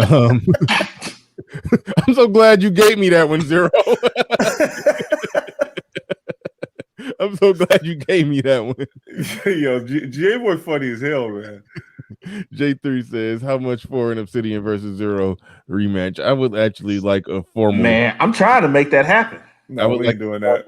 I would like a formal debate between the two. No, we're not. I'm trying to make it happen on Teapot, man. It's 100% fuckery, man. That's all. That's all. No, it's all entertainment. More! No, I'm good. I'm good. You're gonna have to find different clips. I'm all good on that. Ah, man, come on. No. Why you doing me like this, man? All right, Pablo in the building. What's going on, Pablo? What's going on, man? Man, doing great. This is an interesting follow-up here. Two things can be true at the same time. Of course, yes, there are men in the manosphere who were victims of some type of, fuckery that the environment allows. And there are also men who just see the landscape and just don't like what they see. I'm one of those guys. I've never been divorced. I don't pay child support. None of this has quote unquote befallen me, other than, in my daily living when I was out there in the dating world, dating and running into different types of chicks and stop stunting, Pablo. What? Yeah, you're victim shaming. No, hey, it is what it is. Things happen, man. Let me tell you, I have a complicated relationship with Zero. One day I'm standing up on my couch cheering and clapping when he's going at these game niggas' heads, and then I'm in the chat talking shit about him. I don't know what I don't know what to make of Zero, but Zero victimized me. Well, I told people earlier in the chat he traumatized me. I still have dreams of him yelling at me, talking about put the rumper on, nigga. That was Romperius. Hey, can you read that super chat? This one right here, Charles Merchant says, yeah, read that. Fine. Just say that you want to dance underwater with a mermaid and not get wet. Okay, hold on. Wait a minute. Since he paid you since he gave you $10, I'm gonna go ahead and entertain him. I want to dance underwater with a mermaid and not get wet. There you go.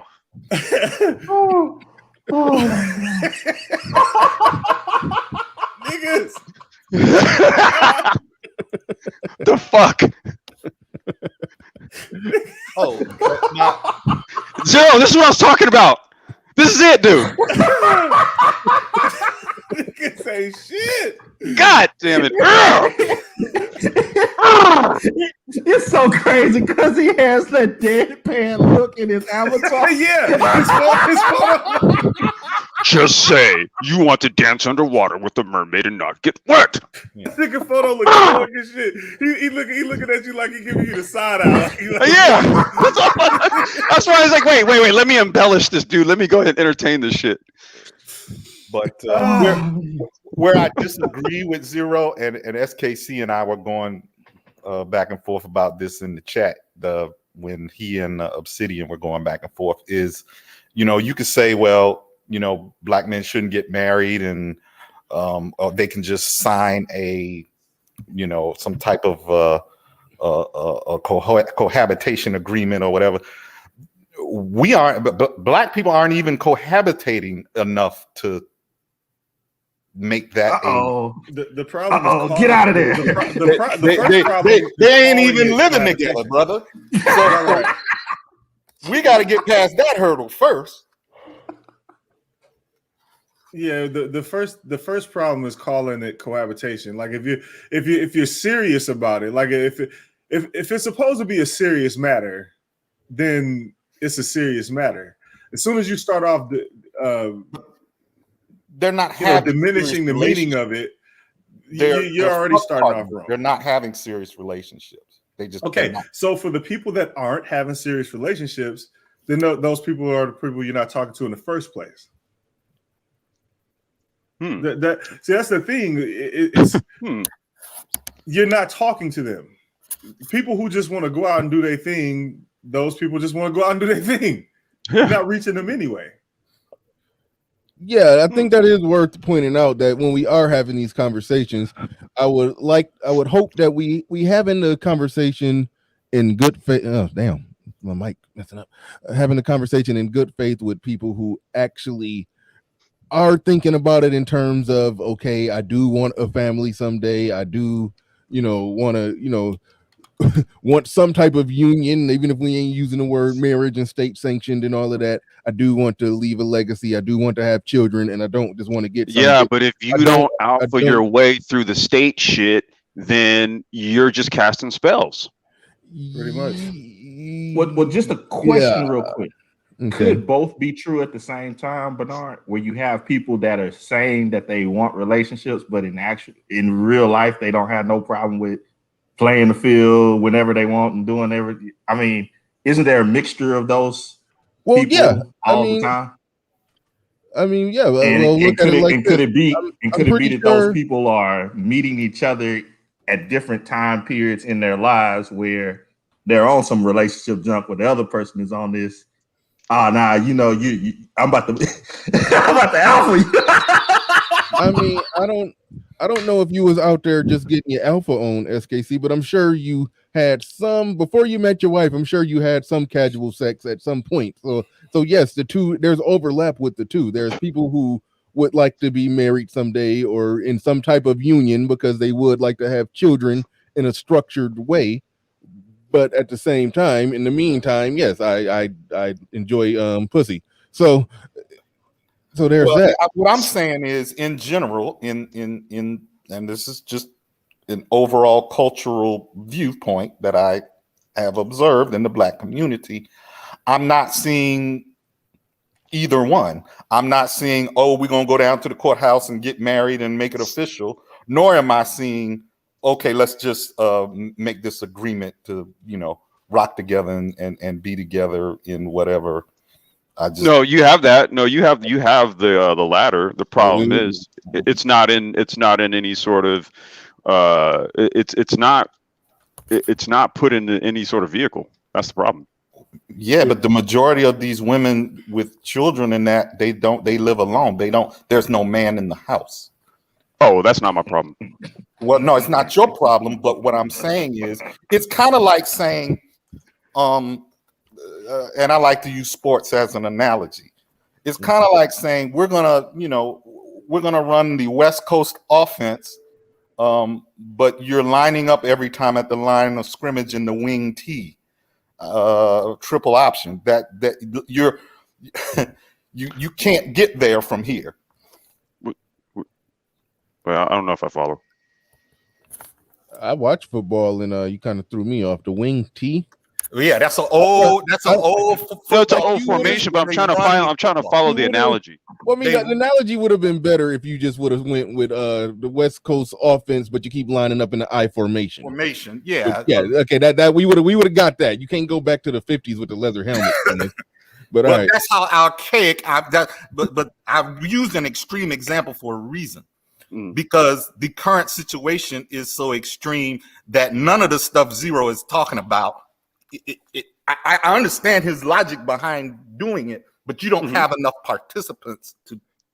Well, that's why it's not something that the majority of people writ large do. Number one. Number two, I would say that because of the type of environment that you're in, the only sensible thing to do would be something that is outside of the venue of which all of the chaos is taking place. That would be the only sensible thing to do. Yeah, I mean, the Ugly Bitch Brigade started off small. I mean, that's how. That's how anything gets started. They don't. That's how anything gets started. They don't have enough people. Just basic the feminist movement. When you say Ugly Bitch Brigade, yeah, the flapper movement. That's how it started. Oh, okay. SKC and I feel you're rearranging the deck chairs on the Titanic as the band. Okay, so again, this is what I'm saying. See, this is why. So you got anything that starts is not going to have enough people. Doesn't matter what it is, including feminism. They didn't have enough people. And then they started getting help. Now, they did have the nuclear option, but they couldn't even exercise it because they legit were subjugated even physically. So one of the first feminists was your boy Benjamin Franklin. You know what he did? Anonymously wrote about and supported and threw money at the feminist movement. Long time ago. And he got more and more dudes involved because he was on some soft nigga voice shit with dudes back in the day talking about, man, we need to help these women. And you know what carrot he put in front of him?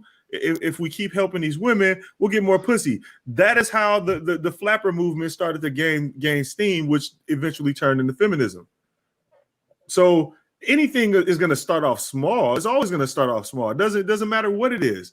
What y'all saying right now is almost like saying, yeah, you should just not do any of it. You shouldn't say anything about this.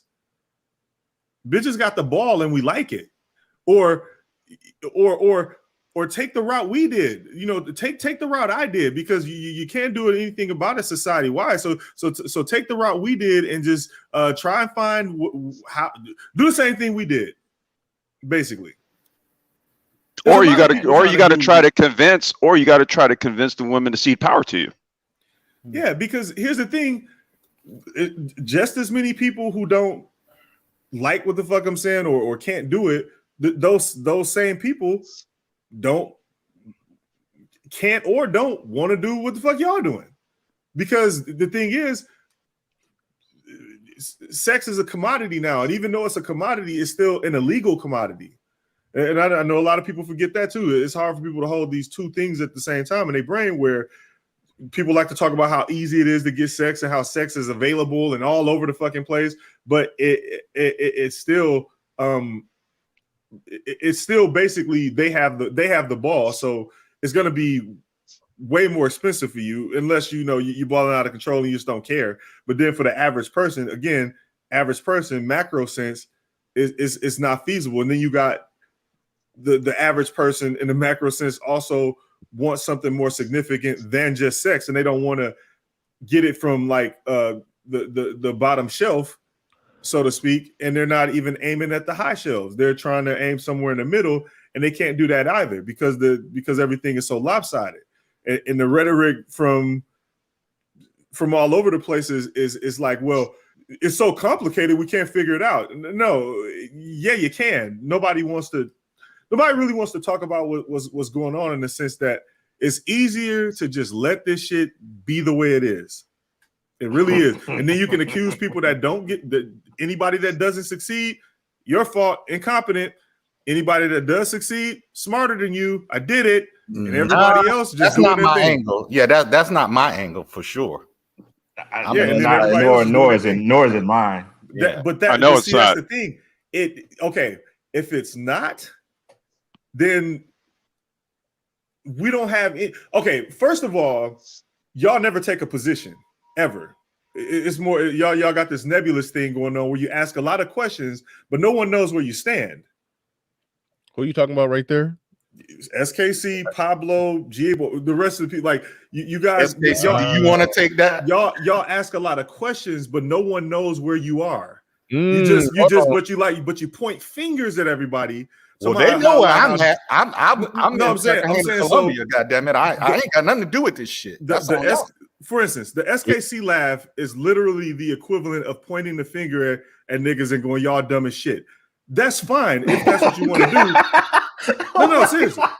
But that's fine. I don't even have a problem with it. It's just the thing is, at the same time, you can't like have all of these questions about things, never take a position, and then at the same time say shit like, well, you know, this is the way this is, because like for instance, what you were talking about earlier, you know, with the people meeting in the middle, people wanting to do this and people wanting to do that.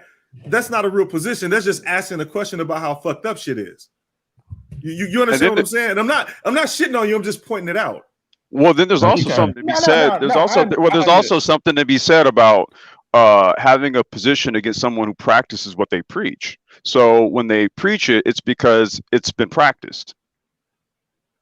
There's that side to it too, right? So I'm looking at what Zero is saying, and I'm also observing those who take a contrarian view to someone who actually practices it and basically can speak to the benefits of it. It's not contrarian. I find that interesting as well. Oh, Zero, you said it's not contrarian. Wait, hold your thought, Zero. You said it's not contrarian. We're going to get back on that one. But Royce J in the building, Super Chat, he says, my issue was never dating, but rather the mayhem that women's cause in the workplace and their social abuse in society. Thank you for the Super Chat. Appreciate that. Indigenous TV in the building with a Super Chat. He says, marriage is boring at times, but my wife is still in okay shape. Booty still has about. Okay, you just gonna talk about your wife?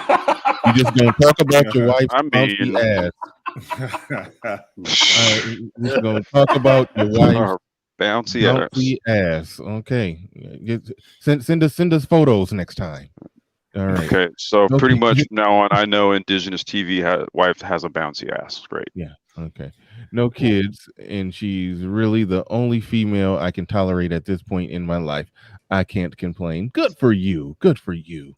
All right. Keep it bouncy. Yeah. That was interesting. That was interesting. So you think that my laugh is laughing like at dudes and saying, "Oh, y'all niggas dumb." That is what it is. Now, I don't think SKC is as binary as what we were just talking about. No, it's not. It's not like, you know, it's either this way or that way. He does have a more nuanced way of looking at things, but yeah, that the laugh is definitely, ha, you niggas ain't shit, you know, because that's what it is. And again, that's okay. that's okay.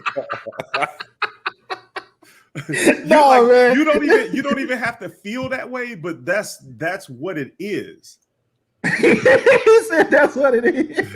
That's what it is. I'm offended by your laugh. He enjoys it, Zero. He enjoys it. No, I think it's funny. It's cool. Like, yeah. But no.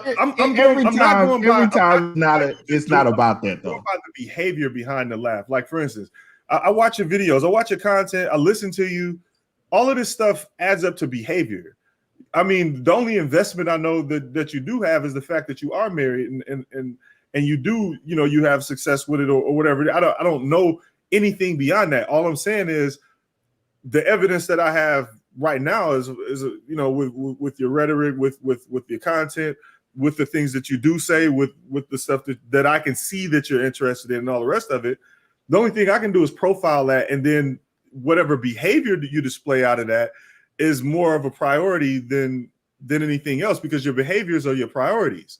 So yes, when you evaluate the laugh in that way, yes, it is a finger point. And again, that's okay. Why is that a problem? Okay, Well, go ahead. I think. Hold on, real quick. I think it's Go ahead. one or three things, or probably a combination of all of them with SKC. One, he does want to shine a light on how messed up things is, in hopes of pulling more people out of the matrix, so to speak. He's trying saving as many black men as possible. Thus, SYSBM save yourself, black man. So that's one. Two, deep down in his own way, he does actually care about the community. That's two. There was a third one. Shit. I had a third one going on. Damn it. Okay, what did I say? He trying to save people. He care about the community. I forgot what was the last one. Oh, he's just an asshole. But I don't know. But anyway, I can't think of what was the third thing with SKC that explains why he here and why he do what he do. But it's an interesting I laugh at niggas too all the time. Well, I be analyzing niggas' behavior on my show all the time. Like, I was laughing at Charles Merchant. I put it this way, Zero. Sometimes when you go on the other side of comedy, you have tragedy, of course. Right. And obviously, I think that because of these huge cultural shifts that are happening, you have a large sector of individuals who do not understand that for a long period of time, people were able to digest tragedy with comedy. Mm-hmm. But some sectors, I'm not going to go into it because I don't want to get certain people mad on their politics and all this other stuff. But some sectors have a very hard time with comedy as a whole because they cannot properly digest tragedy. And I think the Black, and I'll just use it for now, community, as it were, we are seeing and experiencing a tragedy happening within our lifetimes. And it's never going to happen again. We're special in that instance that we get to see it happening in real time. And it's like, my goodness, it's awesome to experience it. Why I don't see why we don't make more comedy about it, because it's never going to be laughed at again. True. So a lot of times when I come on the Manosphere and I see people doing this and that, and they're saying this and that, and I don't think that they've really thought out their positions and extrapolated it to the macro. They focus in on the micro of their lives and I get these bitches, and all that type of stuff. It's like, okay, they don't understand that they're just another cog in the grand tragedy. And it's funny as hell, man. I'm sorry, it is. So it's not a whole thing of I'm laughing at the person. I'm laughing at the situation of, good grief, we're seeing comedy in real life, and you get to interact with the person. Man, where else can you find such entertainment? Okay, I get it. All right, I can understand that. And I came into this space pretty much on showing exactly how I was living and kind of dispelling certain myths about, the passport bros, the SYSBMers, the fly boys, whatever you want to call us, guys who were leading the international lifestyle. So that was my actual introduction into this space when Obsidian bought me and some of the guys in my Facebook group who are married to foreign women on his show. So it wasn't to say, hey, look at me, come do what I do. It was to dispel some of the bullshit that was being put out in the manosphere about guys like us and how we got here. So, that's my thing. And so I totally, your ideas are solid and your strategies around the fuckery are good. But almost similar to our situation is we ain't gonna be able to save everybody. You know, It's not about saving people. Yeah. It's literally just about providing information. Now, I'll go ahead and give one of the receipts that I was speaking to Charles. I'm going to keep getting at this dude here for today. For first of all, let's dispel any Is there notion. some history with you between you and Charles that I don't know about? Other than him talking shit about how my marriage worked, with him having no clue as to how it worked. But I mean, that's what I mean. It's like in lieu of somebody just talking shit, because this is what we're talking about here, right? Right. This is what we're talking about. Like somebody who practiced it versus somebody who's being entertained by all of this, trying to say that what I'm talking about is spell casting. Now, let's do this. There's a notion that anybody who's done anything that like I've done, thinks that they're perfect, right? We were just saying this just a little while ago, right? There's like this notion or this idea that if you do things a certain way, it's perceived that, oh well, not everybody fill in the blank, or just because you, then fill in the blank, right?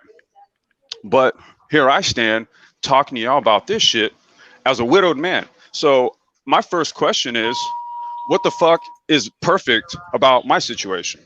That's the first question, right? I don't know why the fuck anybody would ever think that my situation is fucking perfect. Far from that. I wouldn't hope before on my worst fucking enemy. Okay? I wouldn't wish that on my worst fucking enemy. All right. So, but let me give you a receipt. So when my wife did pass away, she had a master's degree from a prestigious school, right? It wasn't cheap. She still owed about 17 grand on that. I wasn't on the hook for it when she passed away. It was a simple fax of the death certificate, and they wished me my condolences, and it was taken care of. Other things like debts and reassignment of asseture, all of these things were set up in an estate structure and everything. We have a third party trustee to verify everything, so there could be no unauthorized anything from some random family member or anything like that, which that was attempted. My mother-in-law, wanted to take my daughter because she didn't think I would be fit, right? But my wife and I had that talk, and we came to the understanding and the agreement that we realized that she was gonna go. So we had to make some changes. And these are changes that we made to our estate that we didn't talk about. But it came as a fucking shock to my mother-in-law. Okay? When you do things a certain way, these are the kind of moves you can make.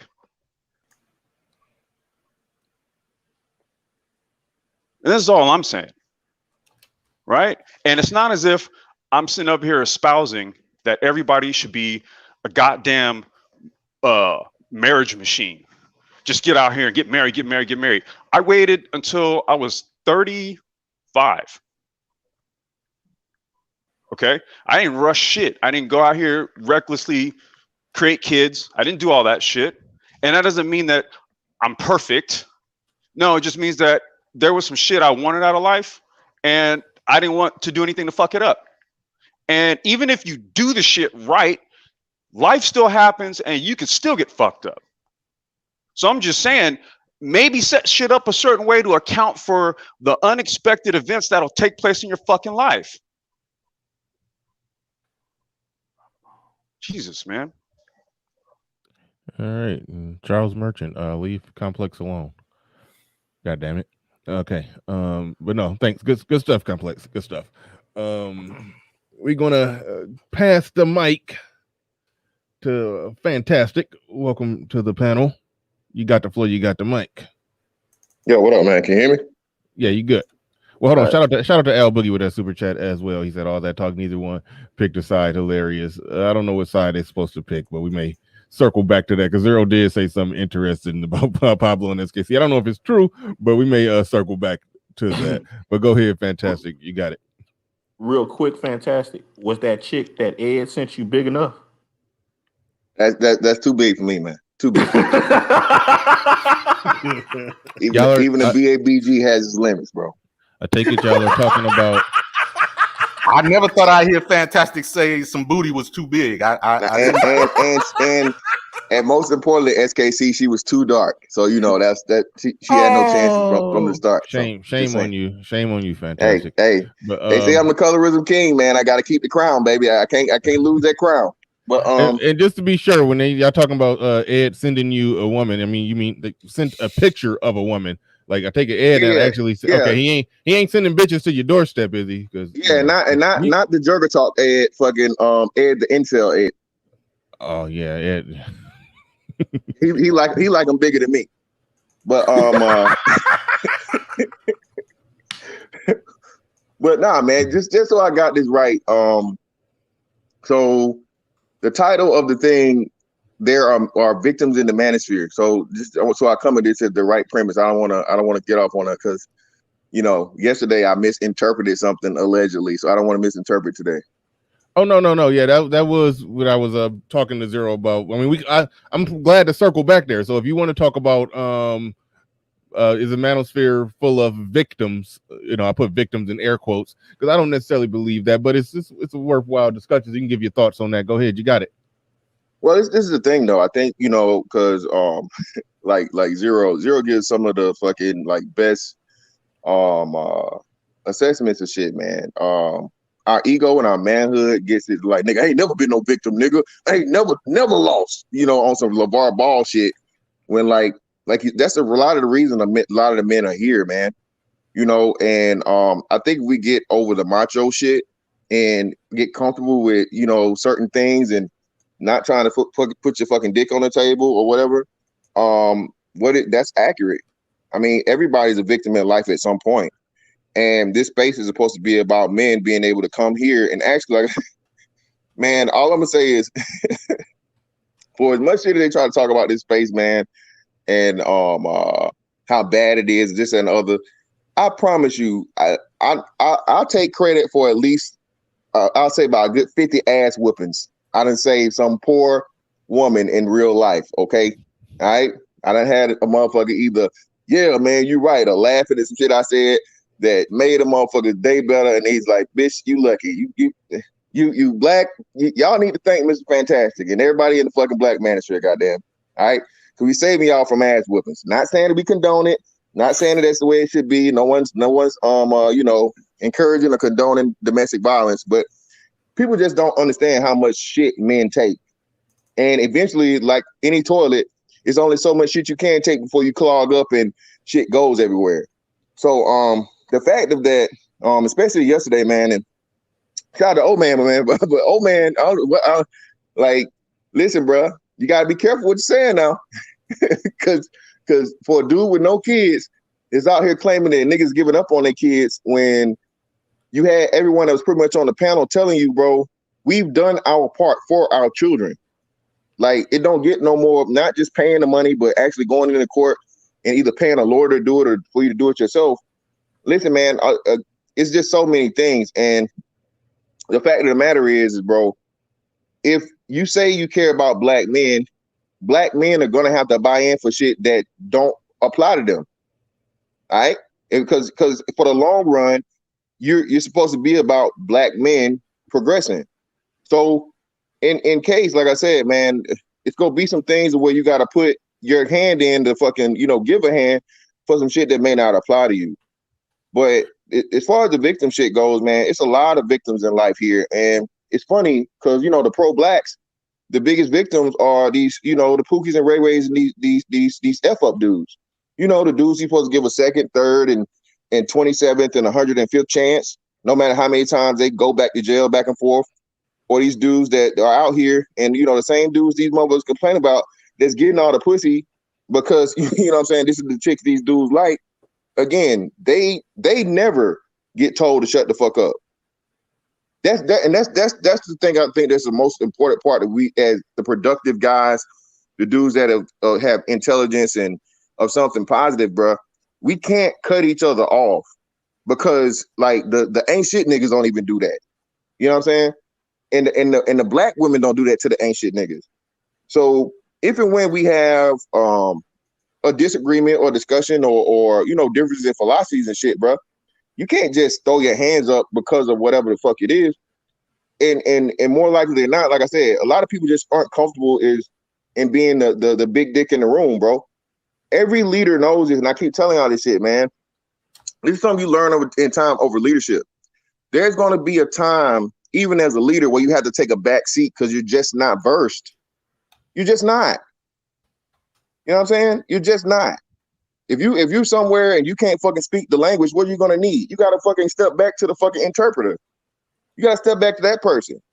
And niggas just wanna, you know, like it's this egotistical, I'm the man, I'm the leader. No, bro. Like even with a woman, all right. And that's what I say. That's why niggas don't like me, because look, bro, in life experience, I know what the man say and what the man's supposed to be out on the surface, but I talk about like the full man, nigga. Nigga, I know that you go to your car sometimes and fucking punch your goddamn steering wheel. All right. I know you contemplate sometime about beating a bitch ass. Okay, I'm looking at the whole totalitarian part of the shit, bro. You know, I'm not on this just surface shit. And I feel like as a man, especially when you like our age, bro, most of us are like, you know, 30 plus. We gotta come out of that fucking, you know, I'm the nigga, I'm the this, I'm the that type shit, bro. But we know. I've been through the shit you've been through more likely than not. And if not, I know somebody that's been through the shit. So niggas got to get comfortable with being called victims, man. I mean, everybody can be a victim, nigga, and just get out of this motherfucking, like I said, I can't be beat, and you know, I ain't gonna never lose type shit. Well, see, here's the difference, and I talked about this earlier. There's a difference in something happened to me. I was a victim of this. I mean, I use paternity fraud as an example. You can be a victim of paternity fraud. You literally were a victim of paternity fraud. It's a difference from that, and you had a bad relationship, and now you're walking around with a victim mentality when it comes to dealing with women. You see, I was just going to say, Bernard, yeah, that's a victimhood it's a mentality or a mindset. You can say that you've been subjected to something, you've experienced something, or you can say something along those lines. But if you say you're a victim, then that's a state of mind or a state of being. Mm-hmm. Well, I think it's entirely bipolar though to have this position where you know relationships are important. First of all, for society, it's like relationships aren't even supposed to be a selfish thing. We just make it that way. But but that's a whole nother conversation. So it's bipolar to have this position. It's bipolar to have this position of, you know, you want the relationship, you want, you know, your kids, your family, your wife, and all of that, and you can be, and you believe in the hope aspect or the love aspect of it, which is all feeling shit, and then at the same time, no one gets to claim victim when they have heartbreak and all this other shit. Like when a chick goes bad for selfish reasons, she goes bad for selfish reasons and does whatever the fuck else. And it's basically like the question Ty City asked us, where, you know, how do you hold a woman accountable? But that's a feminism thing. But it's like whatever you do after you trust a woman is your fault. So again, if you want your relationships to work and you need all of these things like trust and love to be a part of it, but then at the same time hold the position that if you trust a woman or whatever the fuck else, you know, you're not a victim, it's your fault. That's bipolar shit. That's bipolar thinking. So this is what I'm saying about like when people need to pick a fucking side. You can have your position, whatever it is, but when you get to this point where you have this bipolar mode of thought, this is why I say, like when I was talking about SKC earlier and Pablo with like finger pointing, I don't come to these conclusions just based on bullshit. I think about a lot of different factors that add up. It's basically economics. That's all it is. It's social economics. So if anybody's ever taken economics and anthropology and stuff like that, you learn basic concepts. It's not magic. It's basically incentive and priority, putting your money where your mouth is. Now, in pure economics, you literally put your money where your mouth is, and that determines your behavior. You're going to spend money on what is a priority to you. Socially, economics in social situations is you spend your attention, your time, and your focus on the things that are most important to you. What's your priority? So again, when dudes have this bipolar mode of thought where on one hand you want it this way, but then if you actually do those things that you want, you're at fault. That's complete bullshit. You got to pick. And this is why I was talking about black pill shit. People need to understand what things are, because comprehension is better than interpretation. You let niggas interpret, they'll have a million different definitions for one thing. For one thing, a million different definitions. But when you comprehend things, you understand what it is, and then you can move accordingly. Then you can have everything you want. Like people that want families and shit, you can get all of that. But you gotta comprehend how things work, or you'll never fucking be able to get off page one. It's just like with the I lost my fucking train of thought. Go ahead. All right, Ace in Spades says, shout out to Complex, your story moved me. If you want to hear that story in depth, go digging back through my archives. It was one of my earlier live streams. Complex Designs logo is in the thumbnail. It has a corny title, like something like "Is Black Love Still Possible" or something, but it really was just him. Basically, he just gave a full story of his marriage, leading right up to her death. It was a very, very, very touching stream. A lot of people was pretending not to cry, but yeah, it was a real good one. It was but yeah, no, seriously, it was a real good one. No, he said pretending not to cry. Oh yeah, no, I'm not bullshitting. that literally was what was going on. Yeah, he told the full story. It was yeah, really, really touching, no bullshit. Hey, just one other thing, Bernard. Appreciate you for plugging that one. Also, for those of y'all, myself and Johnny Blaze, about 3 weeks ago, we have a series on the Brain Trust, Black Fatherhood Talk. Oh, and yeah, we did. And I think the last one we did, I think it was the last one, or it might be the one before the last one. We did on estate planning, where I basically broke down how we formed our incorporated union. I basically explained it. I explained it. Yeah. Yeah. Good stuff. I gotta check that out. Dark Knight Mentality in the building. He says everyone gets victimized in life one way or another, but being a victim is a mindset. Yep. That's what I was touching on, that you can carry throughout your life. Victimhood is our problem. Thank you for the super chat. And I know I saw David Johnson in here somewhere. I hope that didn't. Yeah, there we go. David Johnson in all caps says there is no better space than the Manosphere, and that's truly a fact. Salute to all the bros. Y'all are the real MVPs. No, you're the real MVP, David Johnson. Hey, and shout out to David Johnson for the cash out for 25 yesterday, man. I miss to shout you out, bro. Appreciate you. Yeah, David Johnson always supporting. And you sent me an email about another one-on-one, David Johnson. I read it and I responded in my mind and forgot to type out a respond and push send. But but I did see it. I just didn't get around to responding to it. So yeah, we will do something. We will do something, because our last one-on-one we did was a classic. So we definitely will get together again. Aizen Sama in the building says Zero is right. You have to pick a side. If you don't, it will be chosen for you. If you don't prove you're an ally, you're automatically an enemy. You're either because okay, now I got my conversation. Clue with the super chat also. Thank you for that. Appreciate that. Or super sticker. But all right. So I remember my thought. So when I was talking to Norman Crosby, he was telling me about how societies work. Like men are accountable for each other in a society, and men have a responsibility in a dual-edged sword. Basically, we shit on each other, like the whole steel sharpens steel, iron sharpens iron argument. We're in a perpetual battle of cooperative competition or competitive cooperatives. That doesn't matter how you phrase it.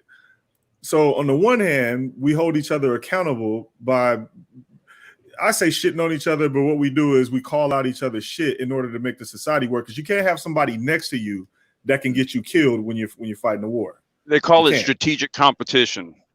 Right. So we have this in our male dominance instinct, and it is a biological thing because we produce testosterone. I don't think anybody's going to argue that we don't produce testosterone. You produce testosterone, which actually is the hormone of aggression.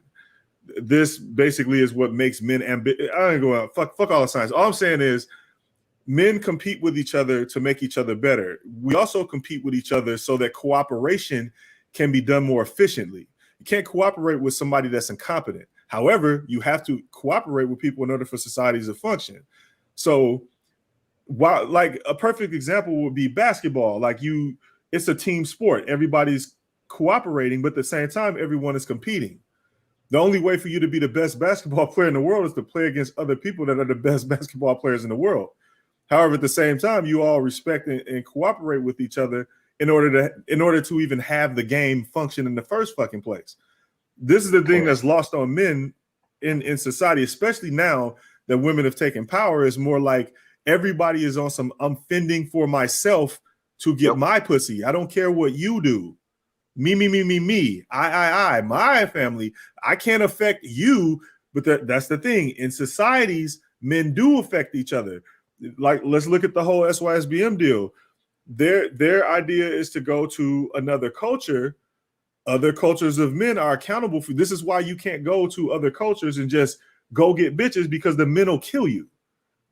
Because they all agree that our society functions because we all cooperate and compete to make it function that way.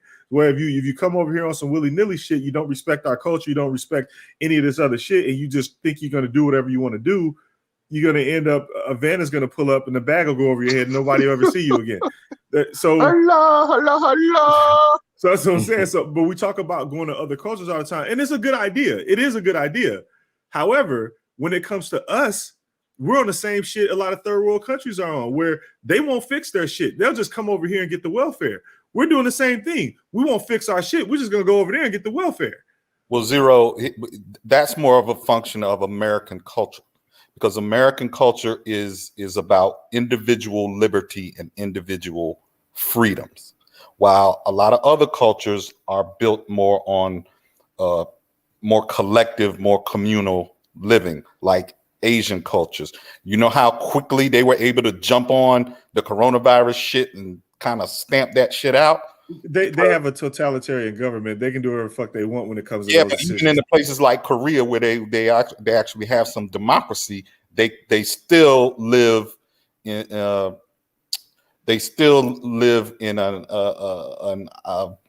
culture that is based more around the family unit, around helping each other, and around living communally. So, right. Well, American culture is family oriented too. It's just the black community. It wasn't that long ago. It wasn't that long ago where, like, American culture isn't this whole individualistic hyper individualism shit. It was never that. Even in the golden ages of American society, it was about cooperation. Like, people fought to defend the freedom in order for you to have it. In order to have freedom, you have to be responsible for it. And all of the men understood this at the time. This is new. What we're doing right now with hyper individualism, this is new. Generations prior to ours, especially when we come out of the black bubble. When we come out of the black bubble, that's when you can actually see this. Generations outside of ours, previous generations, they understood that in order to even have a country, men have to be accountable for each other. You have to. You don't have a society. You can't maintain freedom if the men aren't all on the same page maintaining that freedom. It'll never work. Other people will and just they have to be willing to, and they got to be willing to sacrifice. Exactly. As a man, this shit is new. This is new shit. So and it's new because and again, I always have to go back to this. It's new because of pussy. As soon as dudes bowed down, that was it. Again, everybody is in survival mode. I'm going to get my pussy. I don't care what you do. Me, I. This is why you hear the whole in my household. That's why you hear them niggas all day. Or this is what I'm doing. Okay, so zero. That's why when the very first question that I asked you on this whole stream, which one is more important, culture or politics? Culture, for and sure. You said culture, and I think that's what is one of the major problems within the entire space of I'll just say the Black Manosphere is not understanding that simple concept. Well, this is the thing, SAC. I don't think it's the fact that people not understanding it. It's just like, what are you going to do about it? Because I say this all the time, man. And again, but when you say this, it's defeatism, bro. And this is where it's like y'all forget what Zero's trying to tell you. The United States is never going to be the Middle East. The United States is never going to be Africa. The United States is never going to be patriarchal. Okay, that's why Trump got up out of there. He's too fucking patriarchal. Okay. Feminism has the fucking shit right now, and they got the money, they got the politics, they got all of this shit. If you're a man bad, not just orange man bad, any man bad. A born man is bad. We got the current administration saying that the number one thing is, Decepticon rights or human rights. Okay, so once you understand that, man, that's the biggest shit where people like miss out on. If you're not understanding that the reason for this space and the culture aspect of it is never going to be what you're saying is going to be if you're here. If you're one of your clan, SKC, and you're willing to, and you're not even fully it because you're here in the States yourself. You just find a woman that was, willing to work and she had the cultural background and everything's working for you. Great. Hopefully it keeps going. A great job. But for the most part of African American men, you're not going to be able to stay here and get that. So first off, like I said, you're telling most of these dudes what only 6% of black people have passports. Okay, only very small percentage of people ever even leave their state of residence. Don't travel at all. They already have their whole life they've been attracted to black women that's like them. So you're telling these dudes to do all of these major moves in like less than a generational gap. And change the fucking culture. That cannot happen. It just cannot happen. When we say this, it's like, you're being no, nigga. I'm being realistic. We being realistic. It's the only way you can do it is go. My bad. Go ahead. No, I think you have a mistaken. I understand what you're saying, and all those things are valid. That's not my argument. My argument is that each individual, the men in the space. I'm not even talking about some whatever, women. And I'm not even talking about that. I'm talking about so far as what they do with their lives and how they lead them and so forth is going to have an impact on the culture. And they have the choice of who they are going to be. Are they going to feed into all of the stuff that is going to only exacerbate feminism? Or are they individually going to do things and make decisions that are going to fight against it? And that has nothing to do with. They can't fight if they don't have information about it. You literally cannot fight unless you know what's going on. Yeah, which is fine. That's the biggest problem. Which is fine, but all I'm saying is in order for them to even like when people bring up the whole thing about the politics, because you have some people jumping in, oh, this is why the space needs to be about politics, and I was okay. Well, if you don't change the mindset of the individual first, and their cultural mindset of how they're going to go about their life, they're never going to change the politics at all. But SKC, and that's what we're saying. And again, that's a real. That's pretty. Listen, man. Once you hit, I think it's like what 28 or 25 or whatever the hell it is. No, I think it's like 21 or whatever the hell. I don't know, whatever it is. Your brain is pretty much fully functional before 30. We're talking to 30-something grown ass men, bro.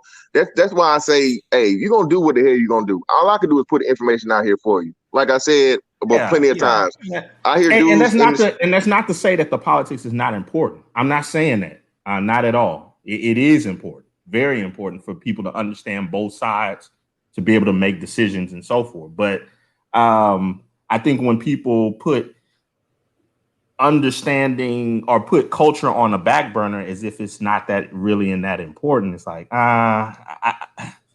well, I don't get SKC, it. For people that's made it, 30 some odd years through life without ever even hearing the word culture. That's the, when we had this, how many times you hear the word culture outside of schooling, and I think elementary school or social studies and shit in the black community, being honest. Did you even hear it outside of that? You didn't hear it in the entertainment. Not even like the Cosby Show and stuff like that, right? You definitely didn't hear it in the music. You didn't hear it in the movies. You didn't hear it in Jet magazine or any of these things, and so on and so forth. Even when Black History Month came up, I heard it in hip hop. They said do it for the culture. Yeah, I was about to. Well, our culture is escapism. Like our culture is escapism. But our culture is escapism, and escapism is like super attractive. Like, I mean, when it comes down to it, our culture is entertainment, and usually entertainment is more of a thing that you consume. It's not something that you like enact for life purpose. Entertainment isn't supposed to be enacted for life purpose. It's actually supposed to be consumed. But our culture is literally based on escapism. I know everybody's watched the hip hop documentaries and read the hip hop books because niggas would rather read that before they read or watch or anything economic or anthropology related. So I know niggas have seen all the fucking hip hop documentaries and all the hip hop shit. Every last one of these tests and all these doctors, these hip hop doctorates, like fucking Michael Eric Dyson speed talking ass. You got all these people who do all of their work based on hip hop, and so we know that the culture is based on escapism. We have all the evidence; it's right there. And hip hop is American culture. It's not just Black culture. I mean, we have fucking pickup truck commercials. Where's hip hop now? We got white dudes walking around like you didn't see white dudes the way that they are now 30 years ago. You didn't. Go to rural America. Wait, hold on. Before I pass it to MOT, shout out to King Dadango in the building with the super chat. That brother P that in the building. He says you can test men heartily with a minimum of ridicule, and nonetheless, a man who can't be tested cannot be trusted. Thank you for the super chat. Appreciate that. Oh shit, I'm laying down. I need to sit. When y'all see me turn the camera off, y'all just know I'm laying all the way down in this damn chair. So let me sit up so I can read some super chats. Oh shit! All right, it's almost time to wrap it up. I think I missed one from somebody, but I have the Thriver in the building. Says culture precedes politics, biology precede culture. Thank you for the super chat. Appreciate that. But let's see where we at. Let me just refresh that so I can see who super chatted me when I was damn near going to sleep on you niggas. The Sneak 2008 says the pressure school system solidifies collective cooperation competition. Thank you for the super chat. Appreciate that. I think that was the only one that I missed. I think that was the only one I missed. So go ahead, MOT, you got it. You're almost gonna be taking us home because we about to get up out of here real soon. But MOT got the mic. So what I'm simply saying at this point, you have to maximize choice because the numbers are in. The way you're going to actually go about things, the numbers are in. The outcomes are very visible for everybody to see. See, like, women are socialized into strategic dick choice, but men are not socialized into strategic vaginal choice because the culture can't run unless there's gullible men to keep Black culture going. As you're seeing right now, all these people who are currently on the market because they all abuse the same system.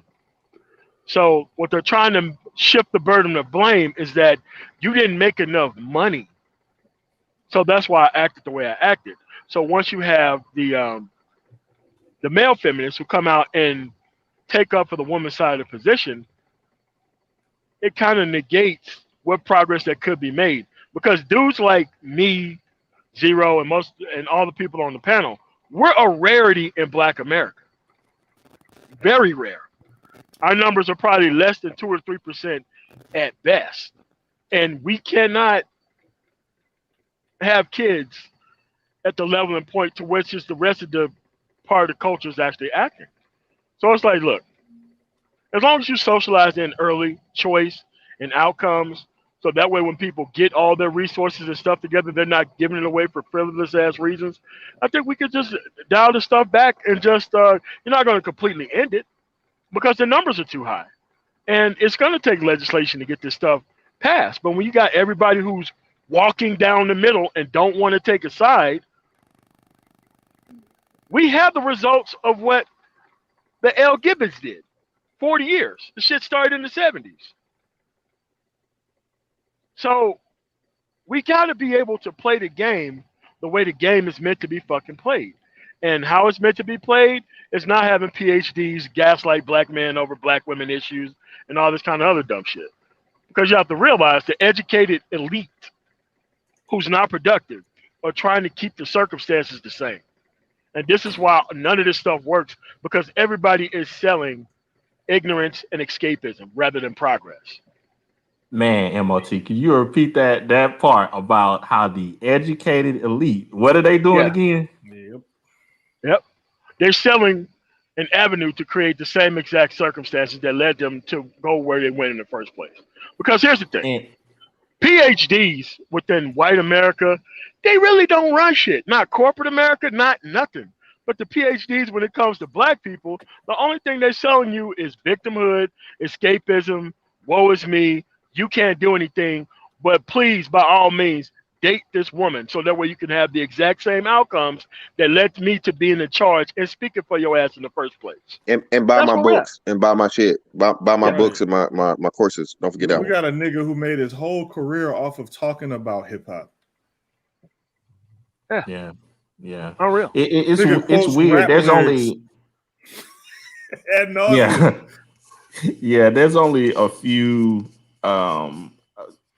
small standouts from the ivory tower from black people that I've seen that are actually about I have something. I have a very easy litmus test for PhDs. What's your opinion about Keisha and this nigga? If you have no opinion about either one of those things, don't fucking trust that motherfucker. Well, I think one of the things that they don't want to come out and say, I think one of the things that they don't want to come out and say is they know on these campuses and within these spaces the stuff that they cannot talk about. And they never just come out and say, hey, yeah, you're right. These are certain topics, taboo. We don't talk about them. And if I do, I'll get canceled and all this other stuff. They want to hide and point the finger and come out with all of these different things. We even have that lower one, within the area that does the same thing. But it's just, it's that, I don't know. I think it's almost like a sickness because you're smart enough to understand what the battlefield looks like, but you're not brave enough to come out and admit both sides of it. SKC, I gotta disagree with you on that one partially, man, because you got this one black woman, what's her name? And she's been going hard, man. She's been going hard in the paint. And she's willing to take the risk and go contrarian to Black Lives Matter and the black victimhood mentality. And I see said there's a few, but I'm talking about so far as a whole. But that's what I'm saying though, and that comes to the greed aspect of it. It's not just that they can't say anything. These people care more about their pockets than about the black community they claim they're fighting for. That's the ugly, harsh truth. Like you said, bro, you got a dude that gets on national TV and he can't give a speech with this nigga skims through the thesaurus for 15 minutes to enamor niggas with big words, and then he has to throw at least 2 rap verses per dissertation whenever he's on. What the fuck? You know what I mean? But like you said, this is the guy that they purposely called to. Yeah, exactly. So I mean, man, that is so condescending, man. I'm like, God, it's like never trust it, nigga. I have to rap so you can understand. So you gotta, but again, and real quick, SKC though, you can't be smart without putting some nigga in it. If you're smart without the nigga, oh, you want to be white. Oh, you think you're too good. Oh, you're an elitist. You all these other things. And like you said, bro, the people that's why you got to shout out to the dudes in the space that are the PhD and they say the shit they got to say, you know what I mean, without the nigga shit on it and you know, giving a fuck about, you know, appeasing the niggas, bro. That's hard to do because they want to be accepted. And most importantly, like I said, even more so than the acceptance, these niggas want that money, man.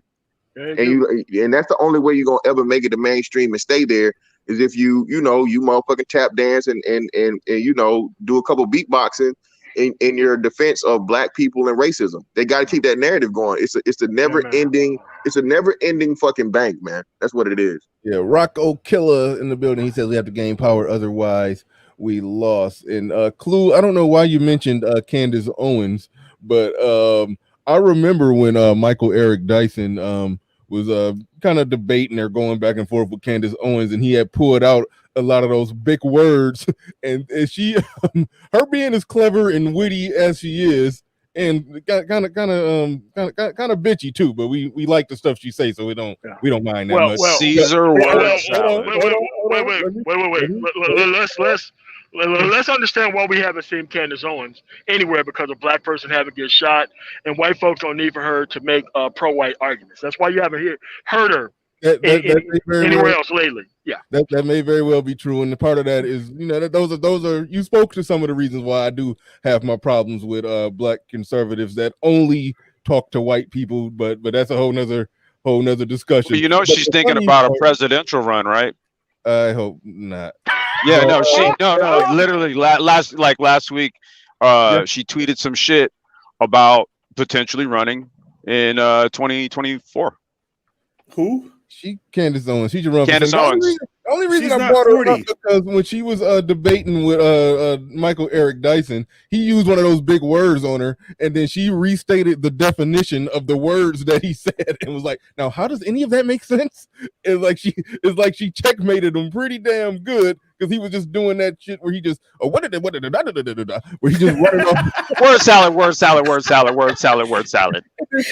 Caesar vinaigrette ranch. You crazy, but no. But it was funny because she just repeated the definition of the words that he said, and it didn't make any damn sense. But it's tuna, chicken. It sounds good. Yo, but no, I'm not taking a position. I just saw it. I don't. Like I said, I haven't taken a position. Yeah, of course.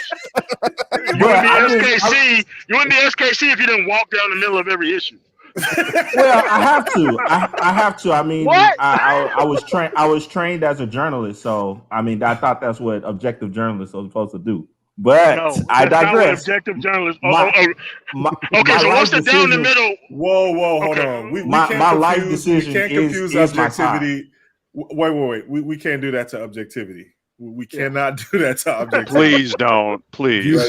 Right on. Anyone is able to be objective. It's just the willingness to do so. You can have a position and be objective. You can see things the way that they are and still have a position. In fact, I was gonna say you could do that without abusing the shit out of Socratic method. Yeah, correct. Well, SKC he doesn't abuse the Socratic method. Not him. I'm just saying. But I think one thing that people forget is that it is not a prerogative for me to choose a position. You know what? Just because I write about something, or I give an angle on a subject that isn't being talked about, that doesn't mean that I'm taking that position. It's just, hey, I'm looking at it from this angle. All right. So how about this? What's wrong with that? No, there's nothing wrong with that. How about this? You basically just say, I don't have a position, because otherwise my position is my lifestyle. No, I understand that, but because you're here, no one can see your lifestyle. So if you're here talking to people or engaging with people, and it doesn't matter what it is. So if you're here doing the things that Manosphere shit, and you're in it, it's almost like you're playing the side of, I do have a position, I'm just not going to tell you, like that. You either say I don't have a position. I'm a journalist. that's you can do. Like, that's easy. Because otherwise, but this is the weird part, Zero, concerning that situation. Position on what? Exactly. Everybody knows my position on my life. I'm a married dude with children, owns his own little business or whatnot, interacts with people, helps certain individuals out that want to do business and such and such. Hey, if we can connect and create some type of mutual beneficial business deal, I'll do it every single time. Outside of that, position upon what? I'm asking. Let's see. So again, you're here engaging in the you're engaging in the discussions, the conversations, and shit like that. You also do content and whatnot. However, if you don't say what you're doing, then again, it's like you're playing. It's like you're trying to play both sides of the argument, and then go, well, I'm really on this side, but I don't want you to know. Like, you get what I'm saying? Let me think. For instance, just make it clear. Just give me a subject. Make it clear. Hard to be clear. It's hard to be clear when you're not clear. Zero. Let me have this one. Okay, Voter fraud. You said what? Yeah, voter fraud. What about it? What was your position when you released that video saying that there was some type of somebody looking through boxes and all that kind of stuff? So what was that about? I believe that there was, and I believe that there has been on both sides. I believe that particular. I think that where's your legal argument? My legal argument? Yes. How come it was not presented in court? Okay, I'll present that legal argument in a video that I've already have slated, and that way my position will be clear. Okay, so because instead of just saying something, I like to actually put stuff out to where people can go and look at it themselves instead of they just saying, "Oh, that's just SKZ's position." I'm like, no. Okay. You look at it on the screen. You can look at different links that you can click on and check it out yourself and read it for yourself, not just take what SKC's what he believes. Right. Now, what you just said just now, so real quick, what you just said just now when you said I'm a journalist, I'm just looking at these things objective. I actually didn't know that. I don't know how many other people knew that. That's the thing. Like if you say this is what I'm doing, people have a better idea or they know where you're coming from versus if you're just here asking a bunch of questions and then maybe, I don't know, engage in a conversation every once in a while where maybe it's interesting to you or not. Because then people have to, I like to see how people think. Right, but then people have to use the information they have to form an opinion because all they have is the information that you're giving them. It's much like when you watch a movie and the director basically doesn't show you things so you don't figure out the plot until like whenever they want you to figure out the plot. You understand what I'm saying? Like, and there's nothing wrong with not having a position. There's nothing wrong with not having a position. Yes, if I would say yes and no. From the position you're saying, like, I'm just looking at this stuff objectively. Say what now? I would say yes and no, Zero. The other thing that I'll say about that is that sometimes not having a position helps people to look at something without bias and to think for themselves. Right. So instead of you preaching to them and letting them know, this is what I think that it is, this is the position of blah, blah, blah. It's like, no, sometimes it's better. And we've been taught, and I know that you have, where a professor has put something before you, and before he's even given a position or a thought on anything, he's asking questions as to, what do you all think? Right. Same thing. Yeah, and again, you can be objective and hold a position. For instance, my opinions on marriage, I'm not against marriage, even though, like, on a technical level, I'm against state sanctioned marriage, but that's not being against marriage. That's actually being against having your relationship sanctioned by a third party. You see what I'm saying? Boom. You see how it works? So I'm not anti-marriage. I'm anti having your relationship dictated by a third party that you have no control over. Like when Zero, people that talk about goes back personal, to your real quick, Zero, that goes back to your whole thing. And niggas can get mad if they want to. Niggas have very little comprehension skills, bro.